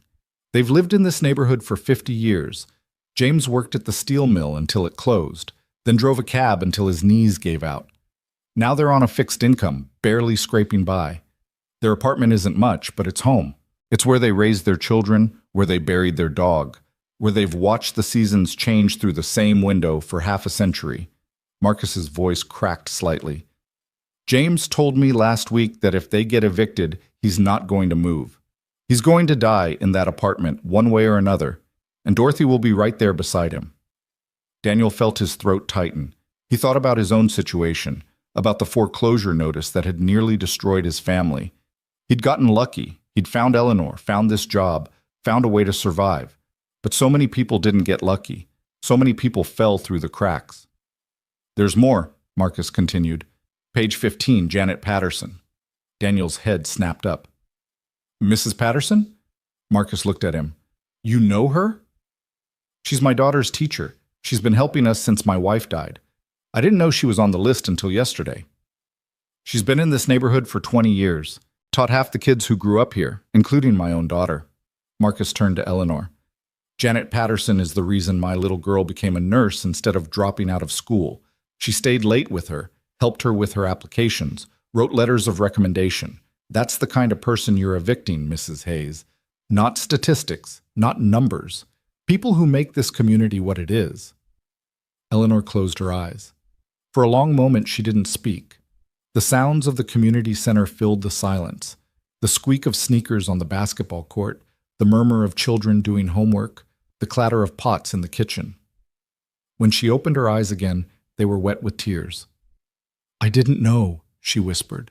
I swear to you, Mr. Washington, I didn't know. I believe you. Marcus's voice softened. But ignorance isn't an excuse, not when you have the power to change things. Do I have that power? Eleanor looked at Daniel, then back at Marcus. I've been gone for 7 years.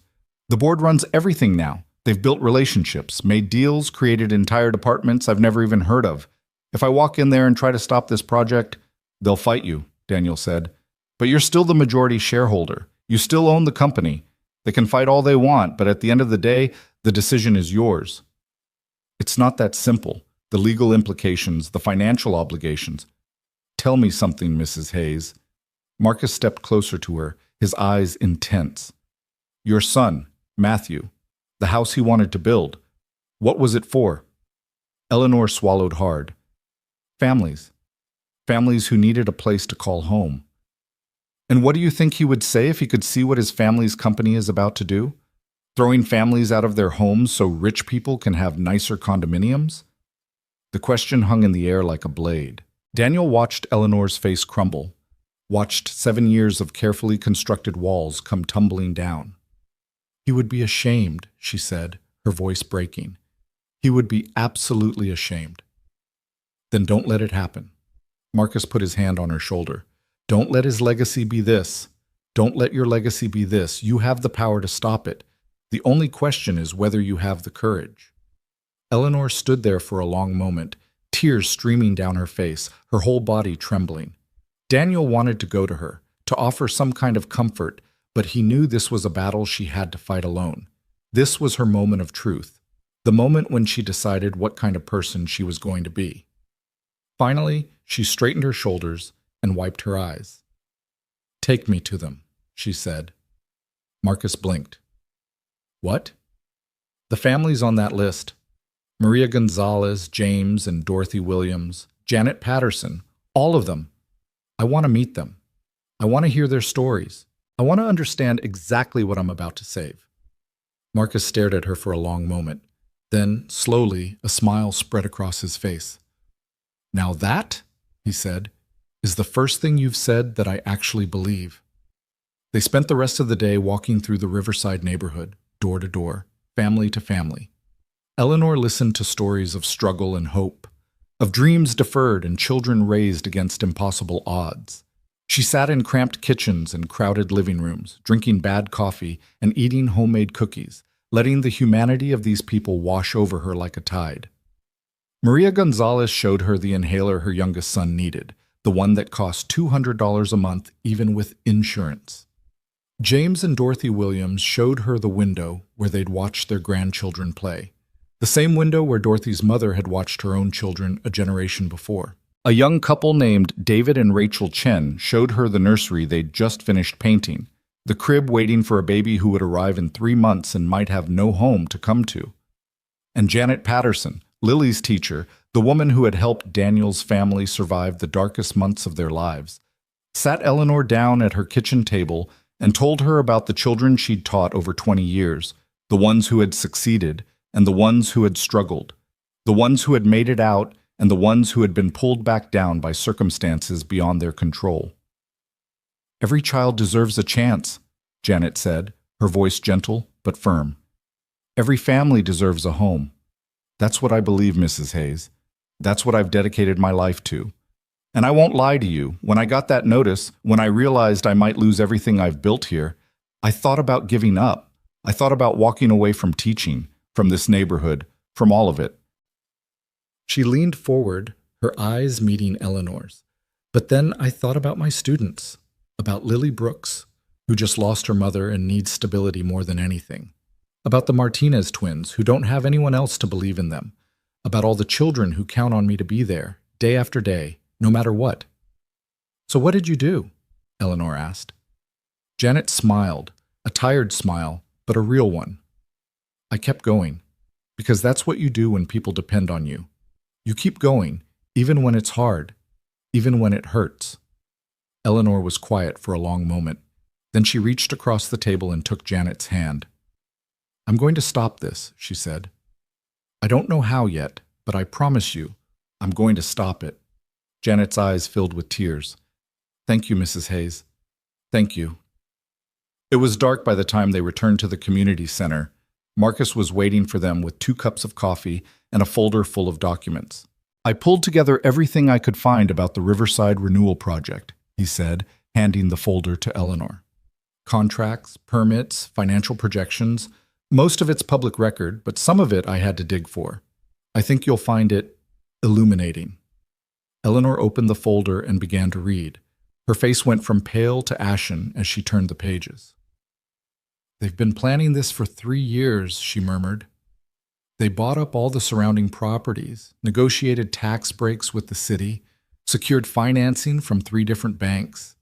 This isn't just a development project. It's a coordinated campaign to transform this entire neighborhood. And make a fortune doing it," Marcus added. "Those luxury condominiums, they're projected to sell for $500,000 each.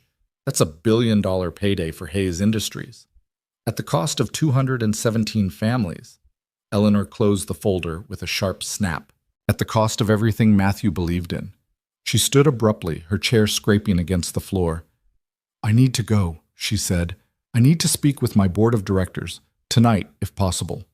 Daniel stepped forward. "Mrs. Hayes, not now, Mr. Brooks, please. I need to think." She was already moving toward the door, her steps quick and purposeful. "Take me home. I have phone calls to make." The drive back to the mansion was silent, but it was a different kind of silence than before. Not the heavy, suffocating silence of grief, but something sharper, more focused. Eleanor sat in the back seat with her eyes closed, and Daniel could practically see the wheels turning in her head.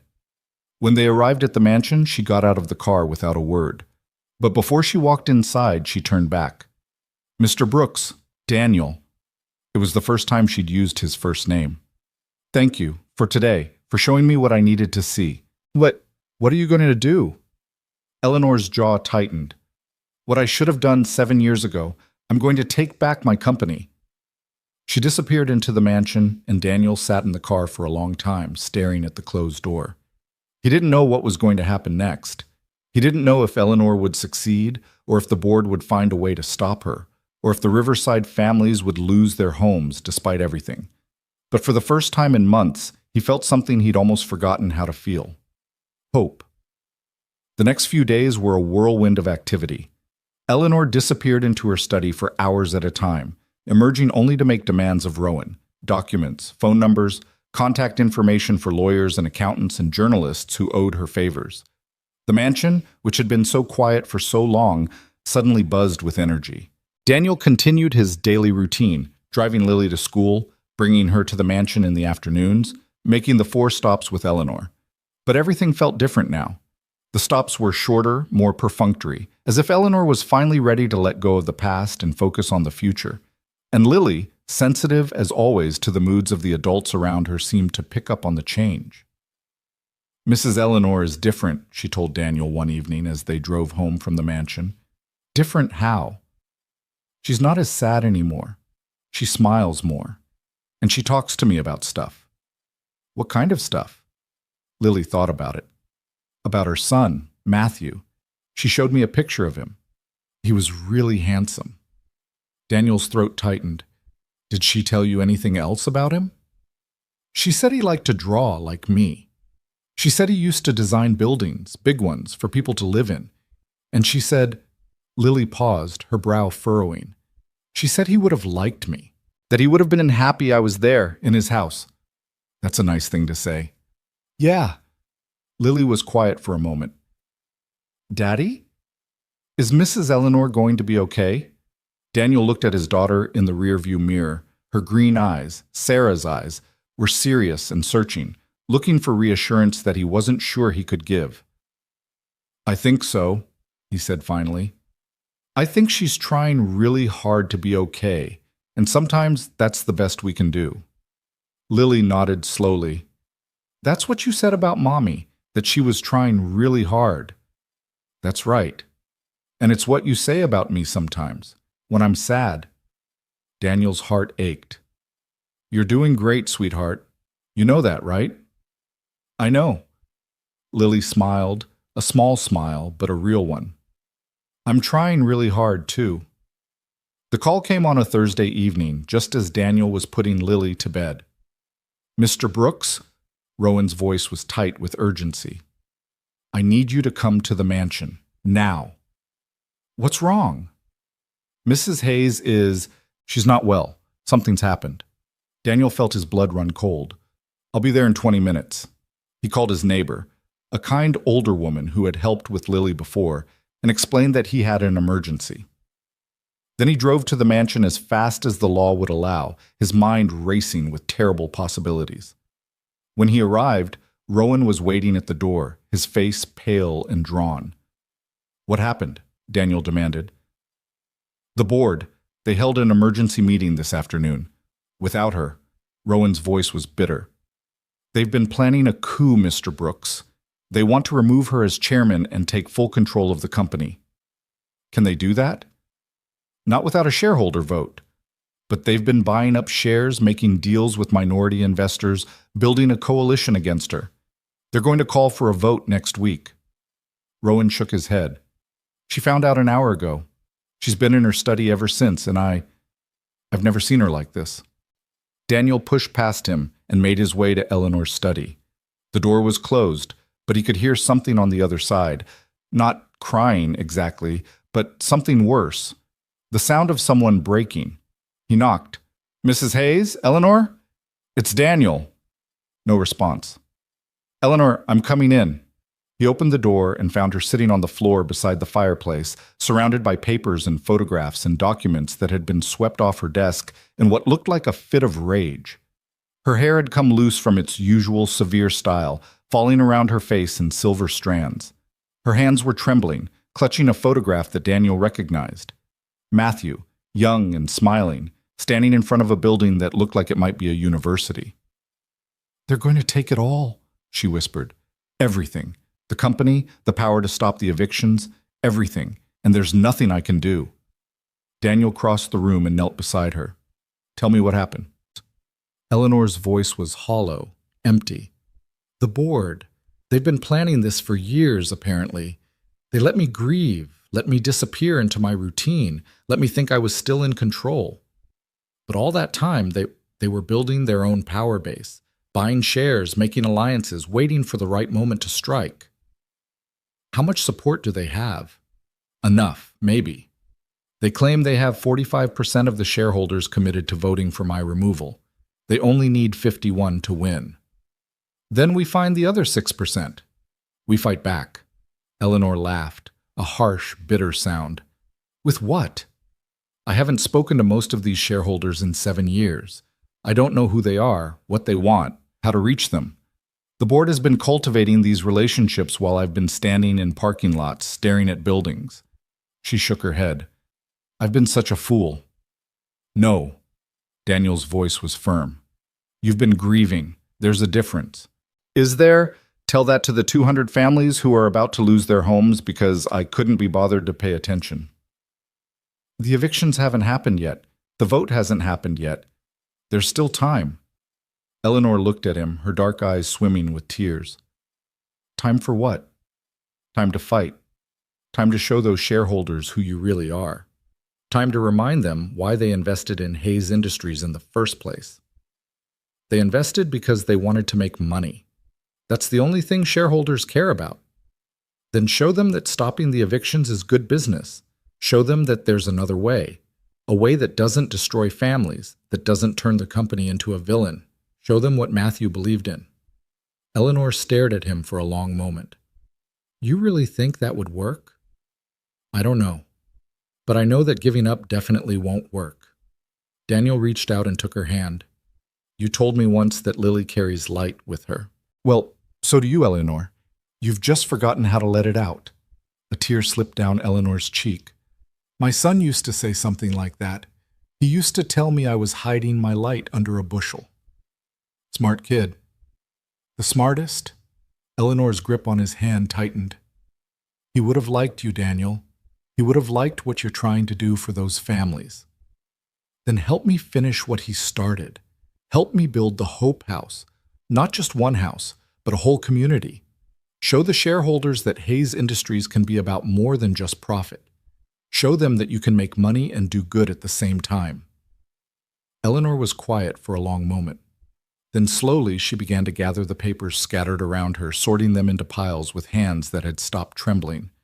The vote is in 6 days, she said. That's not much time to change 45% of the shareholders' minds. Then we better get started. For the next 5 days, the Hayes mansion became a war room. Daniel and Eleanor worked around the clock, making calls, sending emails, arranging meetings with shareholders who hadn't heard from Eleanor Hayes in years. Rowan pulled together every piece of information they might need: financial projections, community impact studies, architectural plans that Matthew had drawn up before he died. Lily, for her part, became the unofficial mascot of the operation. She sat in the corner of Eleanor's study, coloring and drawing and occasionally offering observations that cut straight to the heart of whatever problem they were wrestling with. Why don't you just show them the people? She asked one afternoon, when Eleanor was struggling to articulate why the Riverside project was wrong. What do you mean, sweetheart? The people you met, Maria and Mr. James and Mrs. Patterson. If the shareholder people could see them, maybe they'd understand. Eleanor looked at Daniel, and he saw something spark in her eyes. Out of the mouths of babes, she murmured. The next morning, they arranged a video call with the 3 largest minority shareholders, men and women who had invested in Hayes Industries decades ago, back when Eleanor's husband was still alive. Eleanor had prepared a presentation full of charts and graphs and financial projections, but instead of starting with numbers, she started with faces. This is Maria Gonzalez, she said, holding up a photograph that Daniel had taken during their tour of the Riverside neighborhood. She's a single mother with 3 children. She works 2 jobs, and her youngest son has asthma. If we proceed with the Riverside Renewal Project, she'll be evicted from her home, which means she'll lose access to the only clinic that takes her insurance, which means her son might die from an asthma attack that could have been prevented. She held up another photograph. This is James Williams. He's 82 years old. He's lived in his apartment for 50 years. He told me that if we evict him, he's going to die in that apartment rather than leave, and I believe him. Photograph after photograph, story after story. The shareholders listened in silence, their faces unreadable on the video screen. When Eleanor finished, there was a long pause. Mrs. Hayes, one of them finally said, a silver-haired man named Richardson who had been one of her husband's earliest partners. I have to be honest with you, the board's proposal is compelling. The Riverside project would generate significant returns for all of us. I understand that. But what you've shown us today, Richardson shook his head. That's not the company I invested in. That's not the company your husband built. And it's not the company I want to be associated with. Another shareholder, a woman named Chen, leaned forward. The question is whether we can afford to do the right thing. What's your alternative, Mrs. Hayes? If we don't proceed with Riverside, what do we do instead? Eleanor smiled, a real smile, the first one Daniel had seen from her in days. I'm glad you asked. She pulled out Matthew's designs, the Hope House plans that had been gathering dust for 7 years, and began to walk them through an alternative vision. Affordable housing instead of luxury condominiums, community spaces instead of private amenities, a development that would lift up the Riverside neighborhood instead of destroying it. It won't generate the same returns, Eleanor admitted, but it will generate returns, sustainable ones, built on a foundation of goodwill and community support. And it will do something that money can't buy. It will make Hayes Industries a company that people are proud to be associated with. The shareholders conferred among themselves. Daniel watched Eleanor's face, trying to read her expression, but she had rebuilt her mask. Whatever she was feeling, she wasn't showing it. Finally, Richardson spoke again. Mrs. Hayes, I'll be honest with you. Before today, I was planning to vote with the board. They made a compelling case, and frankly, I didn't think you were capable of running this company anymore. Eleanor's jaw tightened, but she didn't look away. But you've shown me something today that I didn't expect. You've shown me that the woman I remember, the woman who stood beside her husband through every crisis, who built this company into what it is today, is still in there somewhere. Richardson paused. I'm not ready to commit to anything yet, but I'm willing to listen, and I'm willing to give you a chance to make your case to the full board. It wasn't a victory, but it wasn't a defeat either. Thank you, Eleanor said. That's all I ask. The board meeting was scheduled for the following Monday in the Hayes Industries headquarters downtown. Daniel drove Eleanor there in the Mercedes, Lily sitting in the back seat beside her. Are you sure you want her there? Daniel had asked earlier that morning. It could get ugly. Eleanor had smiled and taken Lily's hand. That's exactly why I want her there. She reminds me what I'm fighting for. The headquarters was a towering glass building in the heart of the financial district, all sharp angles and gleaming surfaces. Daniel pulled up to the entrance and helped Eleanor and Lily out of the car. Good luck, he said. Eleanor looked at him with those dark, intense eyes. Luck has nothing to do with it. Either they see reason or they don't. Either way, I'm done hiding. She squared her shoulders, took Lily's hand, and walked into the building. Daniel watched them disappear through the revolving doors. Then he got back in the car and waited. The minutes ticked by. 1 hour. 2 hours. 3. Daniel checked his phone obsessively, waiting for news, but there was nothing. No text from Eleanor, no calls from Rowan, no indication of what was happening inside that glass tower. Finally, after what felt like an eternity, his phone buzzed. It was a text from Eleanor, just 2 words. Come up. Daniel parked the car and made his way to the elevator. The lobby was all marble and chrome, staffed by security guards who looked at him with barely concealed suspicion. But when he gave his name, they waved him through. The boardroom was on the top floor, a massive space with floor-to-ceiling windows that looked out over the city. Daniel stepped inside and immediately felt the weight of a dozen pairs of eyes on him. The board members sat around a long mahogany table, their faces a mixture of anger, frustration, and grudging respect. Eleanor stood at the head of the table, her back straight and her chin high. And beside her, sitting in a chair that was far too big for her small frame, was Lily. She was coloring in her book, seemingly oblivious to the tension in the room. Ah, Mr. Brooks, Eleanor said. Thank you for joining us. I was just explaining to the board why we're going to be pursuing a different direction for the Riverside project. A direction that will cost us hundreds of millions of dollars, one of the board members snapped, a red-faced man in his 60s whose name tag read Harrison. A direction that will turn this company into a charity instead of a business. A direction that will make us a company worth being proud of, Eleanor replied calmly, which, in the long run, is worth more than any short-term profit. Harrison slammed his hand on the table. This is insanity. You've been gone for 7 years, and now you waltz back in here and expect us to throw away everything we've built? What you've built is a reputation for destroying communities and displacing families.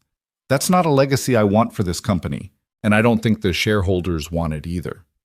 The shareholders want returns. That's all they've ever wanted. Then perhaps you've been talking to the wrong shareholders. Eleanor smiled, a cold, dangerous smile that Daniel had never seen before. I spent the last week speaking with our minority investors, the ones you've been ignoring while you focused on your little coup, and I have their proxies right here. She pulled a stack of papers from her briefcase and placed them on the table. 62% of the voting shares, more than enough to block your removal vote and to approve my alternative proposal. The room went silent. Harrison's face went from red to purple. You can't do this. I just did. Eleanor gathered her papers and stood. The vote will be formalized this afternoon. In the meantime, I suggest you start thinking about how you want to be remembered, Mr. Harrison, as the man who helped build something worthwhile, or as the man who tried to tear it down. She took Lily's hand and walked toward the door. As she passed Daniel, she paused. Thank you, she said quietly, for everything. You did the work. You showed me why it mattered. She squeezed his hand briefly, then continued out of the boardroom, Lily skipping along beside her. Daniel lingered for a moment, looking at the shell-shocked faces of the board members. Harrison was staring at the stack of proxy votes like it was a bomb about to explode. The others were exchanging glances, already calculating how to position themselves in this new reality. It was over. They'd won. And somewhere in the Riverside neighborhood, 217 families would get to keep their homes. The days that followed the boardroom victory were unlike anything Daniel had experienced in the Hayes mansion. The silence that had once filled every corridor like a heavy fog began to lift, replaced by something warmer, something alive. Eleanor moved through the house with a new energy, her footsteps quicker, her voice stronger, her eyes bright with purpose instead of clouded by grief. But the fight wasn't over. It had only just begun. The board voted to proceed with my alternative proposal, Eleanor explained to Daniel the morning after the meeting, as they sat in her study reviewing the mountain of paperwork that still needed to be addressed. But approving a plan and implementing it are two very different things. Harrison and his allies are going to fight me every step of the way. They'll delay, obstruct, file legal challenges, anything to make this as difficult as possible. Can they stop you? No, but they can slow me down. And every day they slow me down is another day those families have to live in uncertainty. Eleanor's jaw tightened. I won't let that happen. Not again. She threw herself into the work with a ferocity that surprised everyone, including Rowan, who had known her for decades. She was in the office by 7 every morning and rarely left before midnight. She met with lawyers, architects, city planners, community organizers. She reviewed every contract, every permit, every line of the budget for the new Riverside Community Development Project, the name she had chosen to replace the Riverside Renewal Project, a small but significant change that signaled a completely different approach. And through it all, Lily was there. The little girl had become Eleanor's shadow, following her from meeting to meeting, sitting quietly in corners with her coloring books, while adults argued about zoning regulations and financing structures. At first, some of the executives had objected to having a child in professional settings, but Eleanor had silenced them with a single look. This child, she said, is the reason any of this is happening. She reminded me what it means to be human. And if any of you have a problem with her presence, you're welcome to find employment elsewhere. No one objected after that. Daniel watched the relationship between Eleanor and Lily deepen with each passing day. They had developed their own rituals, their own private language of gestures and glances. Eleanor would reach for Lily's hand during tense moments in meetings, drawing strength from her small fingers. Lily would leave drawings on Eleanor's desk, houses and families and gardens full of flowers, that Eleanor would study with the same intensity she brought to financial reports. She's healing her, Daniel said to Rowan one evening, as they stood in the hallway watching Eleanor read Lily a bedtime story in the library. Both of them are healing each other. Rowan nodded slowly. I've been with this family for 40 years, Mr. Brooks. I've seen births and deaths, triumphs and tragedies, but I've never seen anything quite like this. He paused. Your daughter has a gift, a rare ability to reach people who have closed themselves off from the world. She gets it from her mother, perhaps, but she also gets it from you. Rowan turned to look at him. You could have taken the job and kept your distance. You could have driven Mrs. Hayes on her rounds and never asked any questions, never pushed any boundaries. But you didn't. You saw a woman in pain and you chose to help her. That took courage. Daniel shrugged uncomfortably. I just did what anyone would do. No, Mr. Brooks. You did what very few people would do, and this family, this strange, broken, rebuilding family, is better for it. The weeks turned into months, and the Riverside Community Development Project began to take shape. The eviction notices were formally rescinded, replaced by letters explaining the new plan. Eleanor personally signed each one, adding handwritten notes of apology and hope. The community center became the hub of operations. Marcus Washington was appointed as the community liaison, working directly with Eleanor to ensure that the voices of Riverside residents were heard at every stage of the process. Maria Gonzalez was hired to coordinate childcare services for families during the transition. James and Dorothy Williams were asked to serve on an advisory council, their decades of experience in the neighborhood proving invaluable. And Janet Patterson, Lily's teacher, the woman who had helped Daniel's family survive their darkest days, was given a grant to establish an after-school program that would serve children throughout the development. "I don't know how to thank you," Janet told Eleanor during a meeting at the community center. "When I got that first notice, I thought my life was over. And now you're building something that will last," Eleanor finished for her. "That's thanks enough." But the most significant change was happening on the lot where Matthew's Hope House had never been built. Eleanor had decided to break ground on her son's original design, not as a single home for one family, but as a community center that would serve the entire neighborhood. The building would include affordable housing units, a health clinic, a job training center, and a memorial garden dedicated to Matthew's memory. He wanted to create spaces where families could thrive, Eleanor said, standing at the edge of the construction site on the day the foundation was poured. Daniel and Lily stood beside her, watching the concrete trucks rumble across the muddy ground. "I spent 7 years mourning what could have been. Now I'm going to make it happen." Lily tugged on Eleanor's sleeve. "Can I put something in the concrete, like a time capsule?" Eleanor looked down at her, a smile spreading across her face. "What would you like to put in?" Lily reached into her pocket and pulled out a folded piece of paper. When she opened it, Daniel saw that it was a drawing. A house with a red door, a smoking chimney, and 5 figures standing outside instead of the original 3. "It's our family," Lily explained, pointing to each figure in turn. "There's Daddy, and there's me, and there's Mrs. Eleanor, and there's Mr. Rowan." She paused at the 5th figure, a young man with dark hair standing slightly apart from the others. "And that's Matthew, because even though he's in heaven, he's still part of us."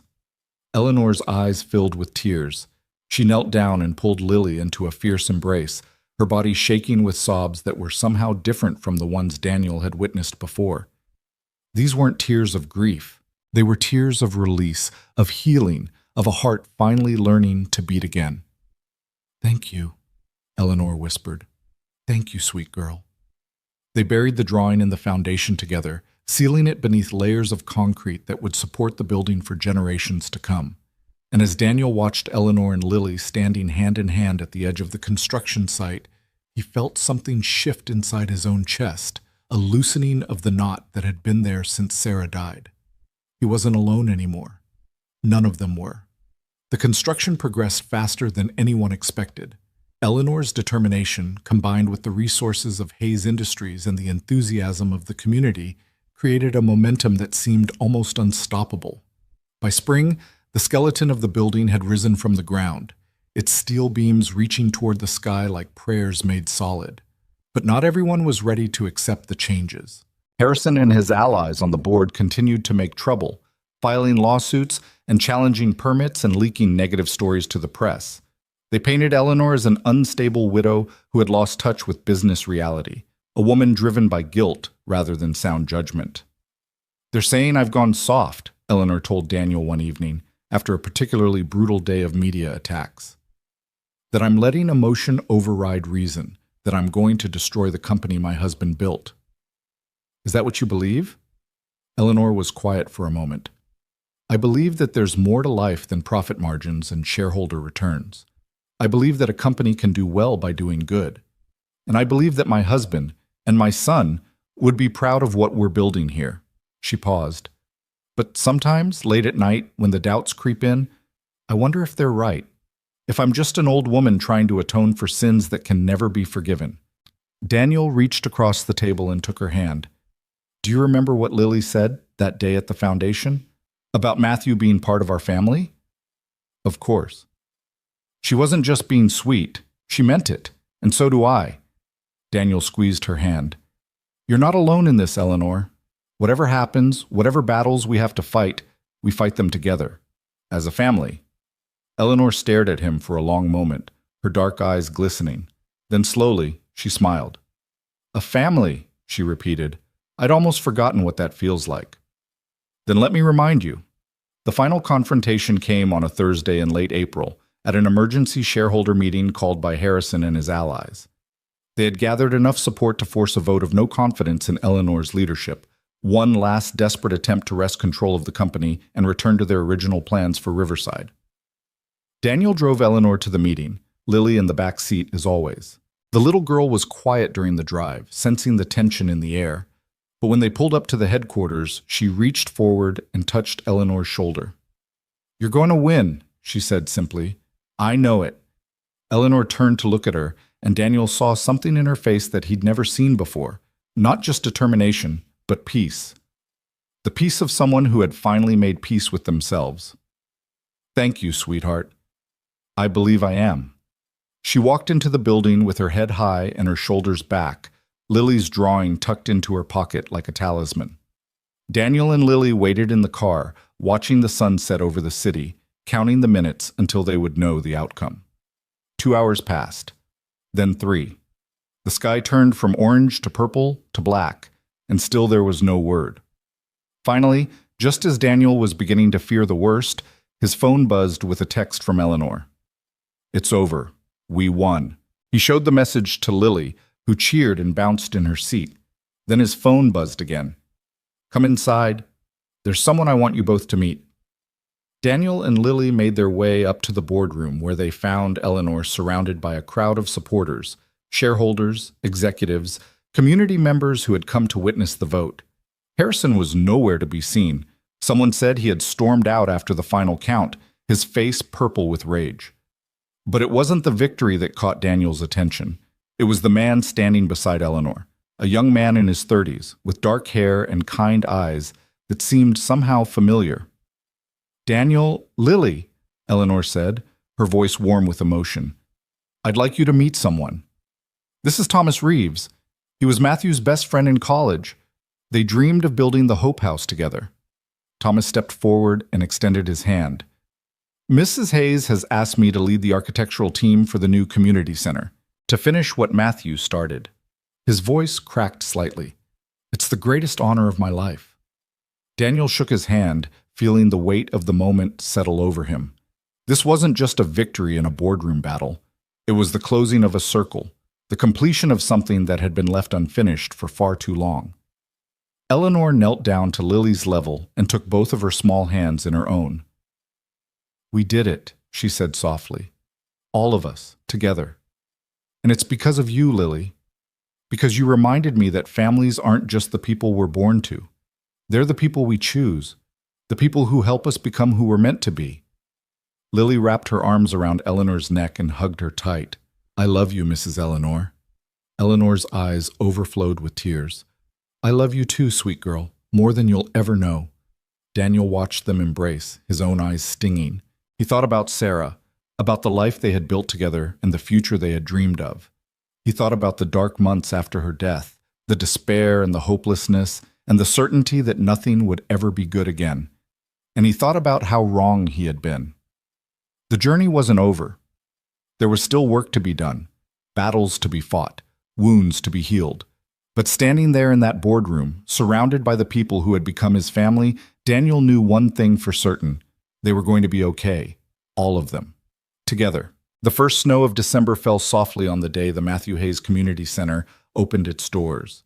Daniel stood at the edge of the crowd, Lily perched on his shoulders so she could see over the hundreds of people who had gathered for the ribbon-cutting ceremony. The building rose behind them, beautiful and solid, its glass walls catching the winter light and scattering it like diamonds across the fresh snow. It looked nothing like the cold, imposing structures that dominated the rest of the city's skyline. It looked warm, welcoming, alive. Daddy, I can see Mrs. Eleanor, Lily said, pointing toward the small stage that had been set up in front of the main entrance.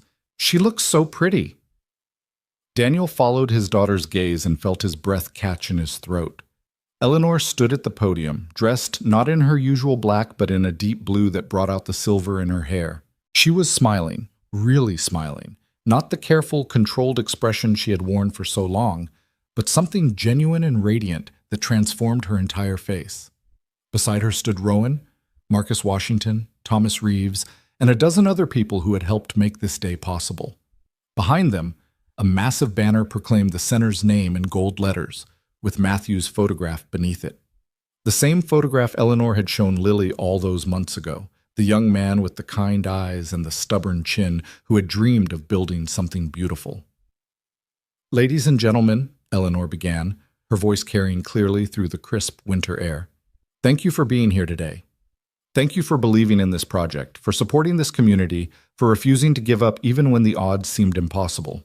She paused, her eyes sweeping across the crowd. Daniel knew she was looking for him, for Lily, and when her gaze found them, her smile deepened. "A little over a year ago, I was a woman who had lost everything. My son, my purpose, my will to live. I spent my days driving to places that reminded me of what I had lost, standing and staring and wondering why I was still here when he was gone." Eleanor's voice cracked slightly, but she pressed on. "And then something unexpected happened. A man took a job that no one else wanted. He brought his daughter into my life, and together they reminded me of something I had forgotten, that grief doesn't have to be the end of the story, that broken pieces can be put back together, that it's never too late to become who you were meant to be." She reached into her pocket and pulled out a folded piece of paper. Daniel recognized it immediately, Lily's drawing, the one they had buried in the foundation all those months ago. A copy, he realized, carefully preserved. "This drawing was made by a 7-year-old girl named Lily Brooks," Eleanor continued. "It shows a family, a father, a daughter, and 3 other people who have become part of their lives. One of those people is my son, Matthew. Even though he died before Lily was born, even though they never met, she included him in her family, because she understood something that took me 7 years to learn, that love doesn't end when someone dies. It just changes form. It becomes the foundation on which we build something new." She held up the drawing for the crowd to see, and Daniel heard a collective murmur of emotion ripple through the audience. "This community center is built on that foundation," Eleanor said. "Not just the concrete and steel that holds it up, but the love and hope and determination of everyone who believed in Matthew's dream.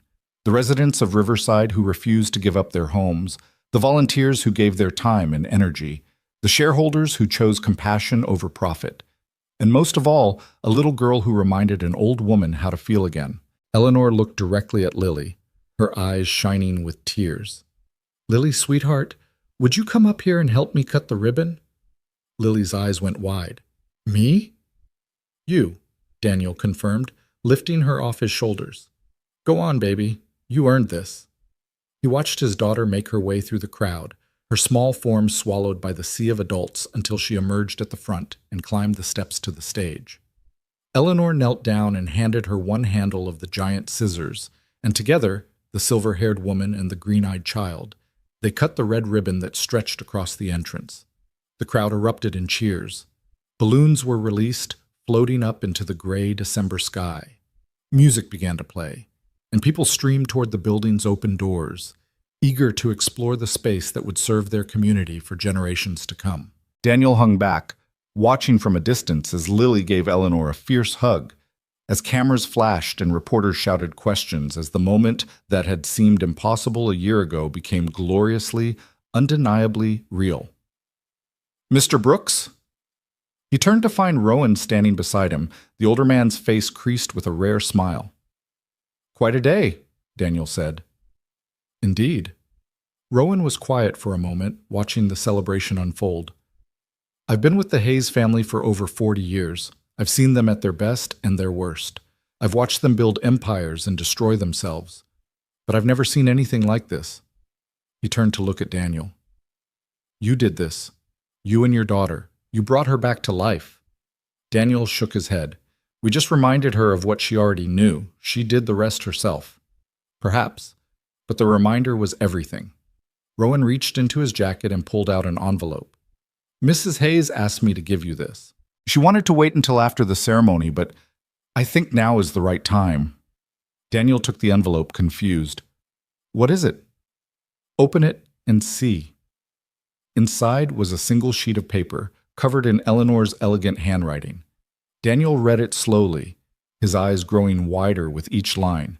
It was a deed, a property deed in his name for a 3-bedroom house in the Riverside development, one of the affordable housing units that had been built as part of the project. The address was listed at the bottom, along with a note in Eleanor's hand. Every family deserves a home. Now you have one.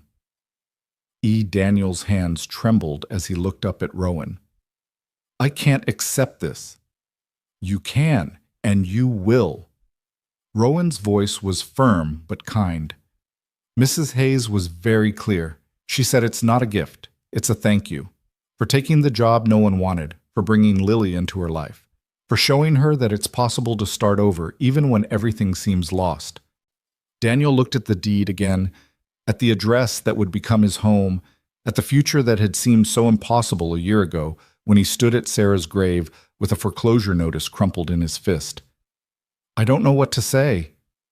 Then don't say anything, just accept it, and be happy. Rowan smiled, a real smile, warm and genuine. You've earned it, Mr. Brooks. Both of you. The celebration continued long into the evening. The community center was filled with laughter and music and the smell of food being prepared in the new kitchen. Children ran through the halls, exploring every corner of the building that would become their second home. Parents gathered in the common areas, sharing stories and dreams and hopes for the future. Daniel found Eleanor in the memorial garden, standing alone in front of the wall that had been dedicated to Matthew's memory. The wall was covered with photographs and drawings and letters from people whose lives he had touched, friends, teachers, fellow recovering addicts who had found hope in his story. He would have loved this, Eleanor said quietly, without turning around. All of it, the building, the community, the children running everywhere. He always said that the measure of a life wasn't what you accumulated, but what you gave away. He sounds like someone worth knowing. He was. Eleanor finally turned to face him, and Daniel saw that her eyes were wet, but her smile was peaceful. And in a strange way, I feel like you did know him. Through everything you've done this past year, through the way you've helped me become who I should have been all along. It's almost like he sent you to me. Daniel thought about the classified ad that had changed his life. $80,000 a year. Driver needed. No questions asked. He'd taken the job out of desperation, out of fear, out of a complete lack of other options.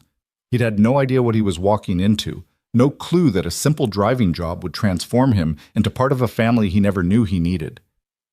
Maybe he did, Daniel said, or maybe the universe just knew we all needed each other. Eleanor reached out and took his hand. I've been thinking about the future, about what comes next. What do you mean? The company is stable now. The Riverside project is complete. Harrison and his allies have resigned from the board, and the shareholders who believed in our vision are firmly in control. She paused. I don't need to fight anymore. I can finally rest. Are you retiring? In a way. I'm stepping back from day-to-day operations, letting Thomas and the new leadership team take over. But I'm not disappearing. She squeezed his hand. I was hoping I could spend more time with you and Lily instead, if that's all right with you. Daniel felt his heart swell. More than all right. Good, Eleanor smiled.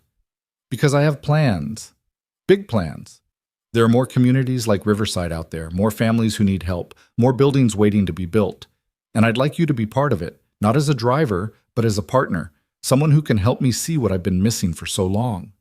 Eleanor, I'm not qualified for... You're more qualified than anyone I know. You understand what it means to struggle. You know what families need because you've lived it. And most importantly, you have something that all the MBAs and executives in the world can't teach, a good heart. She looked at him with those dark, intense eyes. Say yes, Daniel. Say yes to being part of something bigger than yourself. Daniel thought about his life before all of this. The small apartment, the crushing debt, the despair that had seemed so absolute. He thought about Sarah, about the dreams they had shared, about the future they had planned together. She would have wanted this for him. She would have wanted him to find purpose, to find joy, to find a way to live fully, even in her absence. "Yes," he said, "I'll do it." Eleanor pulled him into a hug, and for a moment they stood there in the garden, surrounded by the memory of a son she had lost and the hope of a future they were building together. "Thank you," she whispered, "for everything. Thank you for taking a chance on me." They walked back into the community center together, where Lily was waiting for them with a plate of cookies and a smile that lit up her entire face. "Daddy, Mrs. Eleanor, come look. They have a whole room just for art. Mrs. Patterson said I can come here after school and make paintings whenever I want." Eleanor knelt down and brushed a strand of hair from Lily's face. "Would you like that, coming here after school?" "Yes, and maybe you could come too sometimes. We could make paintings together." "I would love that." Eleanor's voice was thick with emotion. "I would love that more than anything." The winter passed, and spring arrived with its promise of new beginnings. The community center flourished, becoming everything Matthew had dreamed of, and more. Daniel moved into the house Eleanor had given him, and for the first time since Sarah's death, Lily had a room of her own, decorated with paintings she had made in the art room and photographs of her mother that they could finally look at without crying. Eleanor became a constant presence in their lives. She had dinner with them twice a week, helped Lily with her homework, took them on trips to museums and parks and places that filled their lives with color and joy. She wasn't replacing Sarah, no one could ever do that, but she was becoming something else, something precious, something that felt like family. On a warm evening in late May, as the sun set over the city and the sky turned shades of pink and gold, Daniel found himself standing in the winter garden of the Hayes mansion. The space had been transformed since that first day he'd arrived for his interview. The overgrown hedges had been trimmed, the fountains repaired, the flowers blooming in riotous profusion. It was beautiful in a way it hadn't been for years, alive and vibrant and full of hope. Eleanor stood beside him, watching Lily chase fireflies across the lawn with the same concentrated joy she brought to everything she did. "Daniel," Eleanor said quietly, "I need to tell you something." He turned to look at her, noting the serious expression on her face. "What is it?" "I've been thinking about Matthew a lot lately, about what he would say if he could see all of this. The community center, the families we've helped, the life we've built." She paused. "I think he would be happy. I think he would finally be at peace." "I think so too. But there's something else." Eleanor reached up and unclasped the chain around her neck, the one that held the silver pendant she never took off. She held it out to Daniel. This was his. Matthew's. He wore it every day of his life, until the very end. It was found with him when he died, and I've been wearing it ever since, keeping him close to my heart. "Eleanor, I can't. Let me finish." She pressed the pendant into his hand. "I want Lily to have it, not to replace her mother, and not to forget Matthew, but to remember that she is part of something bigger now, a family that spans generations, that includes people who are gone but never forgotten, a family built not on blood, but on love." Daniel looked down at the pendant in his hand. It was warm from Eleanor's skin, worn smooth by years of being touched and held and treasured. He thought about Matthew, about the young man who had dreamed of building beautiful things, and he thought about Lily, about the little girl who had reminded an old woman how to feel again. "I'll give it to her," he said, "when she's ready to understand what it means." "Thank you." Eleanor smiled, and there were tears in her eyes, but they were tears of peace, not sorrow. "Thank you for everything, Daniel, for taking the job no one wanted, for bringing your daughter into my life, for showing me that it's never too late to become who you're meant to be." "It turned out to be the best decision of my life," Daniel said. And as he watched Lily catch a firefly in her cupped hands, her laughter floating across the garden like music, he knew it was true. The job no one wanted had become the life he never knew he needed, a life filled with purpose and love and the strange, beautiful family they had built together from the ruins of their grief. Eleanor slipped her hand into his, and they stood together in the fading light, watching the child who had brought them back to life. Behind them, the mansion that had once felt like a tomb now glowed with warmth and welcome. Ahead of them, a future stretched out full of possibility, more buildings to construct, more families to help, more broken pieces to put back together. You know, Eleanor said softly, when I placed that advertisement, I never imagined this. I was looking for a driver, someone to take me to my stops and bring me home again. I wasn't looking for a family. Sometimes the things we're not looking for are exactly what we need. Yes, Eleanor squeezed his hand. Sometimes they are. Lily came running toward them, her hands cupped around a glowing firefly, her face illuminated by wonder. Look, Daddy. Look, Mrs. Eleanor. I caught one. It's like a tiny star. Daniel knelt down so he could see her treasure. The firefly pulsed with gentle light, alive and beautiful, and utterly miraculous in its simplicity. That's exactly what it is, sweetheart, he said. A tiny star, just for you. Can I keep it? Eleanor knelt beside them, her eyes reflecting the firefly's glow. You can hold it for a while, but then you have to let it go so it can find its family, so it can light the way for others. Lily thought about this for a moment. Then, carefully, she opened her hands and watched the firefly float away into the darkness, its light joining with dozens of others that had begun to emerge across the garden. It's going home, she said. Yes, baby, Daniel said, pulling her into a hug. It's going home. And so were they, all of them, together. The mansion that had once been a mausoleum was now a home. The woman who had been drowning in grief was now thriving. The man who had been desperate was now fulfilled. And the little girl who had been silent with sorrow was now laughing and playing and lighting up every room she entered. It wasn't the ending any of them had expected. It was something better, something real, something built not on what they had lost, but on what they had found in each other. A family, formed in the ruins, made whole by love. And on the wall of the community center, in a place of honor beside Matthew's photograph, hung a simple drawing of a house with a red door and 5 figures standing outside, a family that had found each other when they needed it most, holding hands against whatever darkness might come. Because that, in the end, was what mattered.